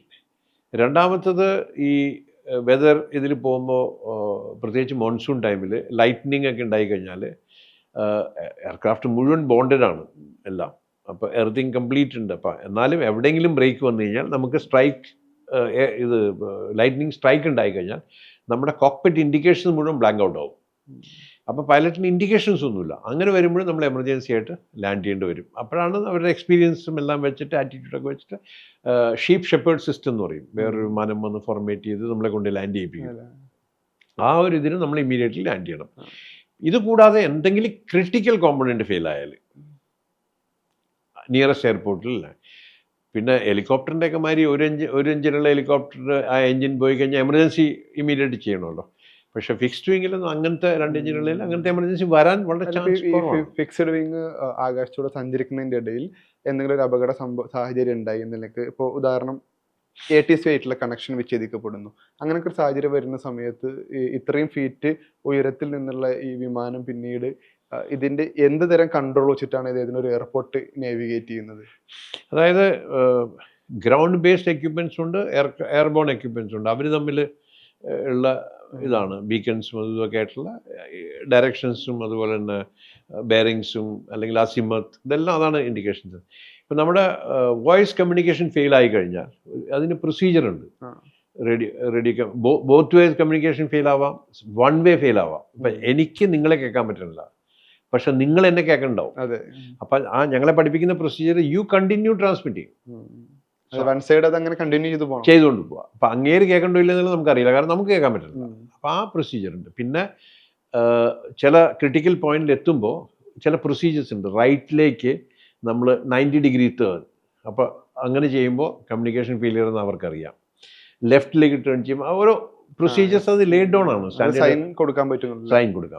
പക്ഷേ ഇതോടൊപ്പം തന്നെ ഇപ്പോൾ ഒരു ATC ആയിട്ടുള്ള പൂർണ്ണമായ കൺട്രോൾ വിച്ഛേദിക്കപ്പെടുന്ന സാഹചര്യം, ഇപ്പോൾ നമ്മൾ മലേഷ്യൻ വിമാനം പോലെ ആ ഇൻസിഡന്റ് ഉണ്ടായ പോലെയൊക്കെ പൂർണ്ണമായി കണക്ഷൻ വിച്ഛേദിക്കപ്പെടുന്ന ഒരു സാഹചര്യം സമീപകാലത്ത് അങ്ങനെ പിന്നീട് ഉണ്ടായിട്ടുണ്ടോ? അതല്ലെങ്കിൽ ഈ മലേഷ്യൻ വിമാനത്തിന്റെ കാര്യത്തിൽ തന്നെ വരുന്ന റിപ്പോർട്ടുകൾ പലതും സിമിലാരിറ്റി ഒട്ടുമില്ലാത്ത, അതല്ലെങ്കിൽ അവിശ്വസനീയമായ കഥകളൊക്കെയാണ് വരുന്നത്. സാറിൻ്റെ ഒരു ഒബ്സർവേഷൻ ആ കാര്യത്തിൽ എങ്ങനെയാണ്? പക്ഷേ ഇന്നേ വരെ നമ്മൾ അറിയപ്പെടുന്ന രീതിയിൽ കംപ്ലീറ്റ് കമ്മ്യൂണിക്കേഷൻ ഫെയിലായ ഒരു കേസ് ഉണ്ടായിട്ടില്ല. ഇപ്പം നിങ്ങൾ പറയുന്ന MH370 ആ കേസ് ഞാൻ ഡീറ്റെയിൽ ആയിട്ട് വായിച്ചിട്ടുള്ളതാണ്. അതിൻ്റെ കേസ് വേറെ ഇതാണ്. അതൊരു ദുരൂഹത നിറഞ്ഞൊരു സംഭവമാണ്. സാറിനോട് ആഡ് ചെയ്യാനുള്ളത്, ഇപ്പം ഞാൻ ഉൾപ്പെടെ പല ആളുകൾക്കും അതിൻ്റെ ഡാറ്റ എന്നുള്ളത് നെറ്റ്ഫ്ലിക്സിൽ അവൈലബിൾ ആയ ഡോക്യുമെൻ്ററി മാത്രമായിരിക്കും. കുറേ കൂടെ കാവ്യാത്മകവും അല്ലെങ്കിൽ സൗന്ദര്യാത്മകവും ആവിഷ്കാരമൊക്കെ ഉൾപ്പെടുത്തിയിട്ടുള്ള ആളുകളെ രസിപ്പിക്കാനുള്ള ഒരു കഥ എന്ന നിലക്കാണ് നെറ്റ്ഫ്ലിക്സ് അത് ഫീച്ചർ ചെയ്തിട്ടുള്ളത്. പക്ഷേ യാഥാർത്ഥ്യബോധ്യം എന്നുള്ളത് മറ്റൊന്നു തന്നെ ആയിരിക്കുമല്ലോ. അതെ, അത് ഡെഫിനറ്റ് ആയിട്ട് അതെ. പക്ഷെ നമ്മളും പല സ്റ്റോറികൾ കേൾക്കേണ്ടത് എത്രമാത്രം. അത് ഒരു കാര്യം ഉറപ്പാണ്, അത് ഫ്ലൈ ചെയ്തത് വളരെ ലോ ആയിട്ടാണ്. അതുകൊണ്ടാണ് കമ്മ്യൂണിക്കേഷൻ ഇനീഷ്യലി വിച്ഛേദിക്കപ്പെട്ടത്. അത് കഴിഞ്ഞിട്ട് അവർ ആഗ്രഹിക്കുന്നുണ്ടായിരുന്നു കമ്മ്യൂണിക്കേഷൻ, അവർ ആഗ്രഹിക്കുന്നില്ല. കാരണം അവരതൊരു സീക്രട്ട് റൂട്ടിൽ കൂടി കൊണ്ടുപോയി വേറെ ഉദ്ദേശങ്ങളായിരുന്നു അതിൻ്റെ. പക്ഷെ അത് 2014 ഇത്രയേറെ ടെക്നോളജികളൊക്കെ വികസിച്ച, അതല്ലെങ്കിൽ ആവശ്യാനുസരണം നമുക്ക് ഇതിൻ്റെ എല്ലാ ഡാറ്റയും കണ്ടെത്താനാകുന്നൊരു കാലത്ത് ഇതിന് ഇത് എന്ത് സംഭവിച്ചു എന്നൊരു നിഗമനത്തിലേക്ക് പോലും എത്താനായില്ല എന്ന് പറയുമ്പോൾ അതിലൊരു അവിശ്വസനീയമായ സാഹചര്യം ഇല്ലേ? ഇപ്പോൾ ഉറങ്ങുന്ന ആളെ നമുക്ക് ഉണർത്താൻ പറ്റും, ഉറങ്ങാൻ തീരുമാനിച്ചൊക്കെ നടിക്കുന്ന ആളെ ഒരിക്കലും ഉണർത്താൻ പറ്റില്ല. കാരണം നിങ്ങൾ ശ്രദ്ധിച്ചു കഴിഞ്ഞാൽ അന്ന് ഈ വിമാനം ക്രാഷ് ചെയ്തപ്പോൾ ആദ്യം ആക്ടിവേറ്റ് ചെയ്തത് ഓസ്ട്രേലിയയാണ്. ഓർമ്മയുണ്ടോ? അതെ, ഓസ്ട്രേലിയൻ നേവിയാണ് അവിടുന്ന് സീൽ ആക്ടിവേറ്റ് ആയത്. ഒരു കാലത്ത് കാരണവശാലും ഇത് ഓസ്ട്രേലിയൻ ആ ഏരിയയിലേക്ക് പോകുന്ന പോലുമില്ല. ഇത് ടേക്ക് ഓഫ് ചെയ്തിട്ട് പോകുന്ന ചൈനയിലേക്കായിരുന്നു, അതെ. മലേഷ്യ. അവിടെ എങ്ങും ഓസ്ട്രേലിയ വന്നില്ലല്ലോ. ഇല്ല. പിന്നെ എന്തുകൊണ്ടാണ് ഓസ്ട്രേലിയ ആക്ടിവേറ്റ് ആയത്? ഉം. അതൊന്നും. ഇന്ത്യയിലെ ഒരു ATC ആയിട്ട് ഇത് കമ്മ്യൂണിക്കേഷൻ വന്നു, വളരെ അടുത്തേക്ക് കൂടി ഇത് പോയി. ഇന്ത്യയിലെ ഒരു ATCയുടെ ചെന്നൈ. അതെങ്ങനെ റൂട്ടിൽ വരുന്നില്ല? അപ്പം അങ്ങനെ പല ദുരൂഹതകളുണ്ട് അതിൽ. എനിക്കൊരു സ്റ്റോറി അറിയാം ഇതിൻ്റെ, പക്ഷെ ഞാൻ ഒരു പബ്ലിക് ഡൊമൈനിൽ പറഞ്ഞത് ശരിയല്ല. അപ്പം അങ്ങനെ വെച്ച് നോക്കുമ്പോൾ ഈ ഞാൻ പറഞ്ഞ വേർഡ് ഞാൻ വീണ്ടും പറയുന്നത്, ഉറങ്ങിക്കിടക്കുന്ന ആളെ നമുക്ക് ഉണർത്താൻ പറ്റും. അപ്പം ഇത് ഡെലിബറേറ്റ് ആയിട്ട് ഈ വിമാനം ശരിക്കും സീ ബെഡിലുണ്ട്. ഇത് നോസ് ഡൈവ് ചെയ്തിട്ട് കംപ്ലീറ്റ് ആയിട്ട് ഓഷ്യൻ്റെ അതിലേക്ക് പോയതാണ്. അതുകൊണ്ടാണല്ലോ ക്രാഷ് ഒന്നും കിട്ടാഞ്ഞത്. അപ്പോൾ ആ ഓസ്ട്രേലിയൻ ഷിപ്സ് എല്ലാം മൂവ് ചെയ്ത ആ ഏരിയയിൽ അവർ ഡെലിബറേറ്റ് സോണാർ സിസ്റ്റം ഉണ്ട്, വളരെ ആക്റ്റീവ്. നിങ്ങൾ ചോദിച്ച ക്വസ്റ്റ്യൻ വളരെ ഇന്നത്തെ ഇതിൽ നമുക്ക് എവിടെ നിന്ന് വേണമെങ്കിൽ കണ്ടുപിടിക്കാം. അത് കണ്ടുപിടിക്കാൻ ആഗ്രഹമില്ല. വേണ്ടെന്ന് വെച്ചാൽ പിന്നെ വേണ്ടെന്ന് വെച്ചാൽ ഒന്നും ചെയ്യാൻ പറ്റില്ല. അത് കണ്ടുപിടിച്ച് കഴിഞ്ഞാൽ പല തലകളും ഉരുളും. നമുക്ക് അവിടെ നിർത്താൻ വേണ്ടി. അതെ. ഇതിന് ശേഷം പിന്നീട് നമ്മുടെ ഒരു ഇന്ത്യൻ ഏവിയേഷൻ സിസ്റ്റത്തിലൊക്കെ ഏതെങ്കിലും നിലയ്ക്ക് കുറേ കൂടി അഡ്വാൻസ്ഡ് ആയ, അതല്ലെങ്കിൽ ഇത്തരം സാഹചര്യങ്ങൾ ഒരു കാരണവശാലും സംഭവിക്കാതിരിക്കാനുള്ള ഒരു മുൻകരുതൽ എന്തെങ്കിലും പുതിയ സംവിധാനങ്ങൾ വന്നിട്ടുണ്ടോ? പുതിയ സംവിധാനങ്ങൾ ഡെഫിനറ്റ് ആയിട്ട് വന്നിട്ടുണ്ട്. അതായത് എനിക്കറിയാവുന്നിടത്തോളം ഈ ആക്സിഡൻറ്റിന് ശേഷം ബോയിങ് എയർക്രാഫ്റ്റിന് എക്സ്ട്രീം എമർജൻസി കണ്ടീഷൻസിൽ ഗ്രൗണ്ടിന് ഓവർടേക്ക് ചെയ്യാനുള്ള ഒരു സംവിധാനം അവർ പ്രൊവിഷൻ കൊടുത്തിട്ടുണ്ട്. നോർമൽ കണ്ടീഷൻ യൂസ് ചെയ്യില്ല. ഇപ്പോൾ ട്വിൻ ടവർ ക്രാഷ് അങ്ങനെയുള്ള ഒരു ഡെലിബറേറ്റ് അറ്റംപ്റ്റ് വന്നു കഴിഞ്ഞാൽ ഈ എയർക്രാഫ്റ്റിനെ എയറിൽ തന്നെ ഡിസിൻറ്റിഗ്രേറ്റ് ചെയ്യാനുള്ളൊരു പ്രൊവിഷൻ ഉണ്ടെന്നാണ് നമ്മൾ അറിയണത്. ആരും ഡിസ്ക്ലോസ് ചെയ്തിട്ടില്ല അങ്ങനൊരു. കാരണം ഒരു 180 ആൾക്കാർ പോയി കഴിഞ്ഞാൽ അത്രയും പ്രശ്നമല്ല. താഴെ ഒരു 1000 പേര് മരിക്കുന്നേക്കാളും ആ ഒരു ഇവാലുവേഷൻ ഒരു ഹയർ സാഹചര്യം. അപ്പം അങ്ങനെ ഒരു പ്രൊവിഷൻ കൊടുത്തിട്ടുണ്ടെന്നാണ് പറഞ്ഞത്. പിന്നെ ബാക്കി ചെയ്യാവുന്ന ഇപ്പോൾ നമ്മൾ ഇപ്പോൾ ഓഗസ്റ്റ് 15 അല്ലെങ്കിൽ ജാനുവരി 26 വരുമ്പോൾ ആ ദിവസങ്ങൾക്ക് ഒരു 14 ദിവസം മുമ്പ് സെക്യൂരിറ്റി ചെക്കപ്സ് എല്ലാം ഭയങ്കര ടൈറ്റ് ആക്കും. അപ്പോൾ അതിനകത്ത് എന്തെങ്കിലും കൊണ്ടുപോയാലേ ഇതൊക്കെ ചെയ്യാൻ പറ്റുള്ളൂ.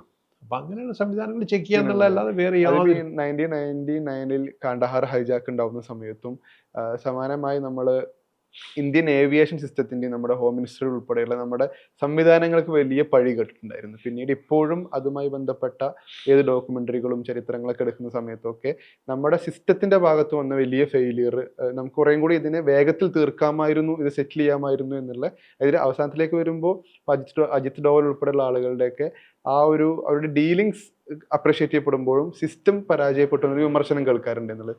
അപ്പോൾ ഈ ഇഷ്യൂ നടന്നതിന് ശേഷം ഒരു കാലത്തും ഇനി ഇത്തരം സംവിധാനം ഉണ്ടാവരുത് എന്ന നിലയ്ക്ക് നമ്മൾ എന്ത് മുൻകരുതലാണ് എടുത്തത്? മുൻകരുതൽ ഇത് മാത്രമേ ഉള്ളൂ. നമ്മൾ പാസീവായിട്ടുള്ള സെക്യൂരിറ്റി സിസ്റ്റത്തിൻ്റെ അപ്ഗ്രഡേഷൻ മാത്രമേ പറ്റുള്ളൂ. കാരണം എന്തെങ്കിലും വെപ്പൺ അല്ലെങ്കിൽ അതുപോലുള്ള ഡെറ്ററൻ്റ് ആയിട്ടുള്ള സാധനങ്ങൾ കൊണ്ടുപോയാലേ ഇങ്ങനെ അവർക്ക് ഹൈജാക്ക് ചെയ്യാൻ പറ്റുള്ളൂ. പക്ഷേ ഹൈജാക്ക് ചെയ്ത് പെട്ടുകഴിഞ്ഞാൽ പിന്നെ നമുക്ക് അവരുടെ ബാർഗെയിനിങ്ങിൽ അതൊന്നും ചെയ്യാൻ പറ്റില്ല. കാരണം നമ്മളുടെ പാസഞ്ചേഴ്സിൻ്റെ safety it is become a national news. അപ്പോൾ ആരെയും വിട്ടുകൊടുത്തേ പറ്റൂ. ആ സമയത്ത് നമുക്ക് വേറെ ഒന്നും ചെയ്യാൻ പറ്റില്ല. ഏത് പൊളിറ്റിക്കൽ പാർട്ടിയാണെങ്കിലും അത് ചെയ്യേണ്ടി വരും. അതല്ലെങ്കിൽ റൂത്ത്ലെസ് ആയിട്ട് പോട്ടെ എന്നുള്ള ഒരു സ്റ്റാൻഡ് എടുക്കേണ്ടി വരും. നഷ്ടങ്ങളെ സംഭവിച്ച് നോക്കേണ്ടത് അതാണ് അതിൽ ചെയ്യാൻ പറ്റുന്നത്. ബാക്കി നമുക്ക് നമ്മുടെ സെക്യൂരിറ്റി സിസ്റ്റം, സേഫ്റ്റി സിസ്റ്റത്തിന് അപ്ഗ്രേഡ് ചെയ്യാം. അത് മാത്രമേ ചെയ്യാൻ പറ്റുള്ളൂ. ഇന്ന് ഞാൻ കൃത്യമായിട്ട് പറയാം, നമുക്ക് ഒരിക്കലും പറയാൻ പറ്റില്ല ഇനിയൊരു ഹൈജാക്ക് ഉണ്ടാവില്ല എന്ന് ആർക്കും പറയാൻ പറ്റില്ല. കാരണം ആരാണ് ഇൻവോൾവ് എന്നുള്ളതാണ്. ഇന്ത്യയിൽ അൺഫോർച്ചുനേറ്റ്ലി പൊളിറ്റിക്കൽ പവേഴ്സാണ് അന്നും കാണ്ഡഹാർ ഹൈജാക്കിലേക്ക് ലീഡ് ചെയ്തത്. പണ്ട് ഇപ്പോൾ MP ആയിരിക്കുന്ന തിവാരിയുടെ ഫാദറാണ് ഇന്ദിരാഗാന്ധി ജയിലിൽ പോയപ്പോൾ എയർക്രാഫ്റ്റ് ഹൈജാക്ക് ചെയ്ത് പോയത്, ഓർമ്മയില്ലേ? അപ്പോൾ അതൊക്കെ വെച്ച് നോക്കുമ്പോൾ ഈ VIP കോൺഫിഗറേഷനുള്ള ആൾക്കാരാണ് ഇത് മുഴുവൻ ചെയ്യുന്നത്. സാധാരണക്കാരൻ്റെ സൈഡിൽ നിന്ന് ഇന്നവരൊരു പ്രശ്നം ഉണ്ടായി. സാധ്യതകൾക്ക് വിദൂര സാധ്യത പോലും ഇല്ല. സാർ, ഏത് ഘട്ടത്തിലാണ് ഈ പ്രതിരോധ വിഭാഗത്തിന്റെ ഭാഗമാവുന്നത്, അതല്ലെങ്കിൽ ഡിഫൻസിലേക്ക് പോകുന്ന ആ ഒരു ഘട്ടം? ഞാൻ ഇവിടെ ഗ്രാമത്തിൽ തന്നെയുള്ള സ്കൂളിലാണ് പഠിച്ചത്. അത് കഴിഞ്ഞ് ഞങ്ങൾക്ക് ഹൈസ്കൂൾ അതും ഇവിടെ തന്നെ. അത് കഴിഞ്ഞിട്ട് ആലുവ UC കോളേജിലാണ് ഞാൻ ഗ്രാജുവേഷൻ എനിക്ക് അഡ്മിഷൻ കിട്ടിയത്. അവിടെ NCCയിൽ ഒരു എക്സ്പോഷർ കിട്ടി. ആ NCC എക്സ്പോഷർ എനിക്ക് പോസിറ്റീവായിട്ടുള്ളൊരു വൈബ് തന്നു. അതിലൊക്കെ കൂടുതൽ എൻ്റെ അച്ഛൻ്റെ ഒരു ആഗ്രഹമായിരുന്നു. കാരണം അച്ഛൻ്റെ ചെറുപ്പത്തിൽ ആർമിയിൽ പോകണമെന്നൊരു ആഗ്രഹം ഉണ്ടായിരുന്നു, ഒരു ഓഫീസർ ആവണം എന്നുള്ളത്. അപ്പോൾ അച്ഛനൊരു ചെറിയൊരു സർവീസ് ചെയ്തിട്ടുണ്ട് ആർമിയിൽ. അപ്പോൾ അച്ഛൻ്റെ എന്നുള്ളൊരു ആഗ്രഹമായിരുന്നു ആർമിയിൽ വിടണം എന്നുള്ളത്. അത് പറയാൻ കാരണം ഞാൻ NCCയിൽ സാധാരണ എല്ലാവരും NCC ഡ്രസ്സൊക്കെ ഇട്ട് ഒരാഴ്ച ഇട്ട് കഴിഞ്ഞാൽ പിന്നെ അത് മടക്കിയിടും, പിന്നത്തെ ആഴ്ച ഇട്ടുകൊണ്ട് പോകും. അതല്ല, അച്ഛൻ ഭയങ്കര നിർബന്ധമായിരുന്നു അതിനെ കഞ്ഞി പിഴിഞ്ഞ് നന്നായിട്ട് പ്രസ് ചെയ്ത് നന്നായിട്ട് പോകണം, അങ്ങനെയുള്ളൊരു ഇത്. അങ്ങനെ എനിക്ക് ആദ്യമായിട്ട് UC കോളേജിൽ നിന്ന് റിപ്പബ്ലിക് ഡേ പരേഡിന് അറ്റൻഡ് ചെയ്യാനുള്ള സെലക്ഷൻ കിട്ടി. അത് എൻ്റെ ക്രെഡിറ്റ് അല്ല, എൻ്റെ അച്ഛൻ്റെ ക്രെഡിറ്റാണ്. അച്ഛൻ വഴിക്കാണ് എനിക്കത് കിട്ടിയത്, കാരണം അത്രയും നമ്മളെ നന്നായിട്ട് കൊണ്ട്. അതിൽ നിന്ന് ഡൽഹി പോയി കഴിഞ്ഞപ്പോൾ ഒരു ഭയങ്കര മോട്ടിവേഷനായിരുന്നു. കാരണം വൈബ് മാറിയല്ലേ? റിപ്പബ്ലിക് ഡേ പരേഡിന് ആ റോഡിൽ കൂടി നടക്കുക, പ്രാക്ടീസ്, ഒരു മാസത്തെ റിഹേഴ്സൽ, അത് കഴിഞ്ഞ് അവിടുത്തെ NCC റാലി. അപ്പോൾ ദിസ് ഈസ് ദ പ്രൊഫഷൻ എന്നുള്ളൊരു തോന്നൽ മനസ്സിൽ വന്നു. അപ്പം അങ്ങനെയാണ് ആർമിയിൽ കയറിയത്. പിന്നീട് സാറിൻ്റെ ഒരു കരിയർ ജേണി എന്ന് പറയാമോ? ഏതൊക്കെ കമാൻഡിലായിരുന്നു, എങ്ങനെയൊക്കെ? കരിയറിൽ ഞാൻ ആദ്യം ഒരു ലെഫ്റ്റനൻ്റ് ആയിട്ട് ആർട്ടിലറി യൂണിറ്റിൽ ജോയിൻ ചെയ്തു. 5 വർഷം സെർവ് ചെയ്ത് കഴിഞ്ഞപ്പോൾ ഏവിയേഷനിലേക്കുള്ളൊരു സെലക്ഷൻ അപ്ലൈ ചെയ്തു. ഭാഗ്യവശാൽ അത് കിട്ടി. 27 പേരാണ് ഒരു കൊല്ലം സെലക്ട് ആണ്, അതിൽ നമ്മൾ സെലക്റ്റായി. അത് കഴിഞ്ഞ് 1.5 വർഷത്തോളം ഈ ഫ്ലൈയിങ് ട്രെയിനിങ് ചെയ്തു. ഫ്ലൈയിങ് ചെയ്യാന്നുള്ള മനസ്സിൽ എല്ലാവർക്കും ഉള്ളൊരു ആഗ്രഹമായിരുന്നു. ആ ഫ്ലൈയിങ് ചെയ്ത് കഴിഞ്ഞിട്ട് ആ സമയത്താണ് ബ്ലൂ സ്റ്റാർ സ്റ്റാർട്ട് ചെയ്തത് പഞ്ചാബിൽ. അപ്പോൾ എല്ലാ സൗത്ത് ഇന്ത്യ, എസ്പെഷ്യലി മലയാളികളെയൊക്കെ പഞ്ചാബിൽ പോസ്റ്റ് ചെയ്തു. അപ്പോൾ അവിടെയൊക്കെ കുറേ ഫ്ലൈയിങ് കിട്ടി കാരണം ആ സമയത്ത്. അത് കഴിഞ്ഞ് പിന്നെ നാഗാലാൻഡിലേക്ക് പോസ്റ്റിംഗ് ആയി. അവിടെ ഈ ഇൻസർജൻസി ഓപ്പറേഷൻസും ഒക്കെ ആയിട്ട് ബന്ധപ്പെട്ട് ചെയ്തു. അപ്പോൾ അവിടെ ചെയ്തുകൊണ്ടിരിക്കുമ്പോഴാണ് എനിക്ക് എല്ലാ വർഷവും 3 പേർക്ക് 2 കോഴ്സാണ്, 3 പേർക്ക് ഫ്ലൈയിങ് ഇൻസ്ട്രക്ടേഴ്സ് കോഴ്സ് താമ്പരത്തിൽ സെലക്ഷൻ കിട്ടും. പക്ഷേ എന്തോ ഭാഗ്യം കൊണ്ട് അതും കിട്ടി. അപ്പം അങ്ങനെ ഞാൻ താമ്പരത്ത് പോയി ഇൻസ്ട്രക്ടർ കോഴ്സ് ചെയ്തു. പിന്നെ അവിടുന്ന് ഉദംപൂർ എന്ന് പറഞ്ഞൊരു സ്ഥലമുണ്ട്, അവിടെ ആർമി കമാൻഡ്, ഏറ്റവും നോർത്തേൺ കമാൻഡിൻ്റെ ഹെഡ് ക്വാർട്ടറാണ്. അപ്പോൾ അവിടുത്തെ ഏറ്റവും വലിയ ആളെയൊക്കെ ഫ്ലൈ ചെയ്യാനുള്ള അവസരം കിട്ടി. അവിടുത്തെ ഇൻസ്ട്രക്ടറായിരുന്നു. അവിടുന്ന് നേരെ സാധാരണ താഴേക്കാണ് വരുന്നത്, പക്ഷെ എന്നെ പിന്നെ മുകളിലേക്ക് വിട്ടു, ലേയിലേക്ക് പോയി. അവിടെ ഞാനുള്ള സമയത്ത് ഭാഗ്യവശാലെന്ന് പറയാൻ എന്നെ സംബന്ധിച്ചിടത്തോളം ഒരു ചെറിയൊരു പ്രശ്നം ഉണ്ടായി പാകിസ്ഥാനായിട്ട്. അപ്പോൾ ഒരു ഓഫ് തൃശ്ശൂൽ ശക്തി എന്ന് പറഞ്ഞൊരു ഇതിലുണ്ട്, അതിൽ ഞാൻ ഒരു ഫ്ലൈറ്റ് കമാൻഡ് ചെയ്തു. അതിലെനിക്ക് സേനാ മെഡൽ ഗാലൻട്രി കിട്ടി. അതാണ് മറ്റേ പോസ്റ്റിനെതിരെയുള്ള അറ്റാക്ക് പാകിസ്ഥാൻ നമ്മുടെ ഒരു പോസ്റ്റ് ക്യാപ്ചർ ചെയ്തു. അതായത് ഒരു റിഡ്ജ് ലൈനാണ്, അപ്പോൾ എക്സ്ട്രീം വെതറാണ്, ഹൈറ്റാണ്. അപ്പോൾ നമ്മളെന്താ ചെയ്യണമെന്ന് വെച്ചാൽ പകല് മുഴുവനും ആ എൻഡിൽ പോയി ഓക്യുപ്പൈ ചെയ്യും. രാത്രിയാവുമ്പോൾ ഒരു ഐസൊലേഷൻ ആയതുകൊണ്ട് അവർ 5-6 പേരേ ഉള്ളൂ അവിടെ, അവർ തിരിച്ച് അവരുടെ കമ്പനി പോസ്റ്റിൽ വരും. അതൊരു റുട്ടീനായിരുന്നു. അപ്പോൾ പാകിസ്ഥാൻകാരത് വാച്ച് ചെയ്തുകൊണ്ടിരുന്നു. അപ്പോൾ അവരുടെ റേഞ്ചേഴ്സ് 1-2 ദിവസമായിട്ട് ഇങ്ങനെ മൂവ് ചെയ്ത് മുകളിലേക്ക് വന്നു. അപ്പോൾ ഇവർ വന്നപ്പോൾ അത് അവരങ്ങ് ഓക്യുപ്പൈ ചെയ്തു. ഓക്യുപ്പൈ ചെയ്തത് മാത്രമല്ല, പിറ്റേ ദിവസം രാവിലെ ഹെലികോപ്റ്ററിൽ റീഇൻഫോഴ്സ്മെൻറ്റ്സ് കൊണ്ടുവന്ന് അത് മുഴുവൻ അവർ ക്യാപ്ചർ ചെയ്തു. അപ്പോൾ ഇവർ പിന്നത്തെ ദിവസം അങ്ങോട്ട് പോയപ്പോൾ ഇവരെ ഫയർ ചെയ്തു. അങ്ങനെയാണ് ഇൻഫർമേഷൻ താഴേക്ക് വരുന്നത്. അപ്പോൾ അങ്ങനെ ഹെലികോപ്റ്റർ, ഞങ്ങളുടെ ബ്രിഗേഡിയർ ഉണ്ടായിരുന്നു കമാൻഡർ, അങ്ങേരി പോയി കാണാനായിട്ട് മുകളിൽ പോയി. അപ്പോഴാണ് എനിക്കൊരു HMGയുടെ ഹിറ്റ് എൻ്റെ ഹെലികോപ്റ്ററിൽ കൊണ്ടു.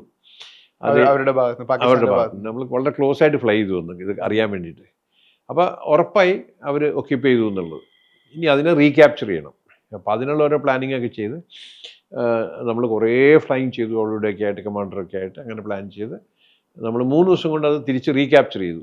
റീക്യാപ്ചർ ചെയ്തതെന്ന് മാത്രമല്ല, അവർ റീഇൻഫോഴ്സ്മെൻറ്റിന് വേണ്ടി ഹെലികോപ്റ്റർ വരും നമുക്കറിയാം. അങ്ങനെ എൻ്റെ ഹെലികോപ്റ്ററിൽ ഞാനൊരു മിസൈൽ കൊണ്ടുപോയി, അത് ഹാൻഡിൽ ചെയ്യുന്ന ആളെയും കൂടി. മിസൈൽ സാറ് കൊണ്ടുപോകില്ല ഹെലികോപ്റ്ററിൽ, പക്ഷേ നമുക്ക് ഓപ്പറേഷണൽ കണ്ടീഷൻ ആയതുകൊണ്ട് കൊണ്ടുപോയേ പറ്റുള്ളൂ. അതിൽ പോയി അയാൾ ഡിപ്ലോയ് ചെയ്ത് അയാൾ അവിടെ ഇറങ്ങിയപ്പോഴേക്കും ഹെലികോപ്റ്റർ വന്നു.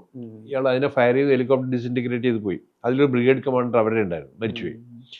അപ്പോൾ ആ ഓപ്പറേഷനാണ് എനിക്ക് സേനാ മെഡൽ കിട്ടിയത്. അത് നമ്മൾ 3 അംഗീകാരം കിട്ടിയത്.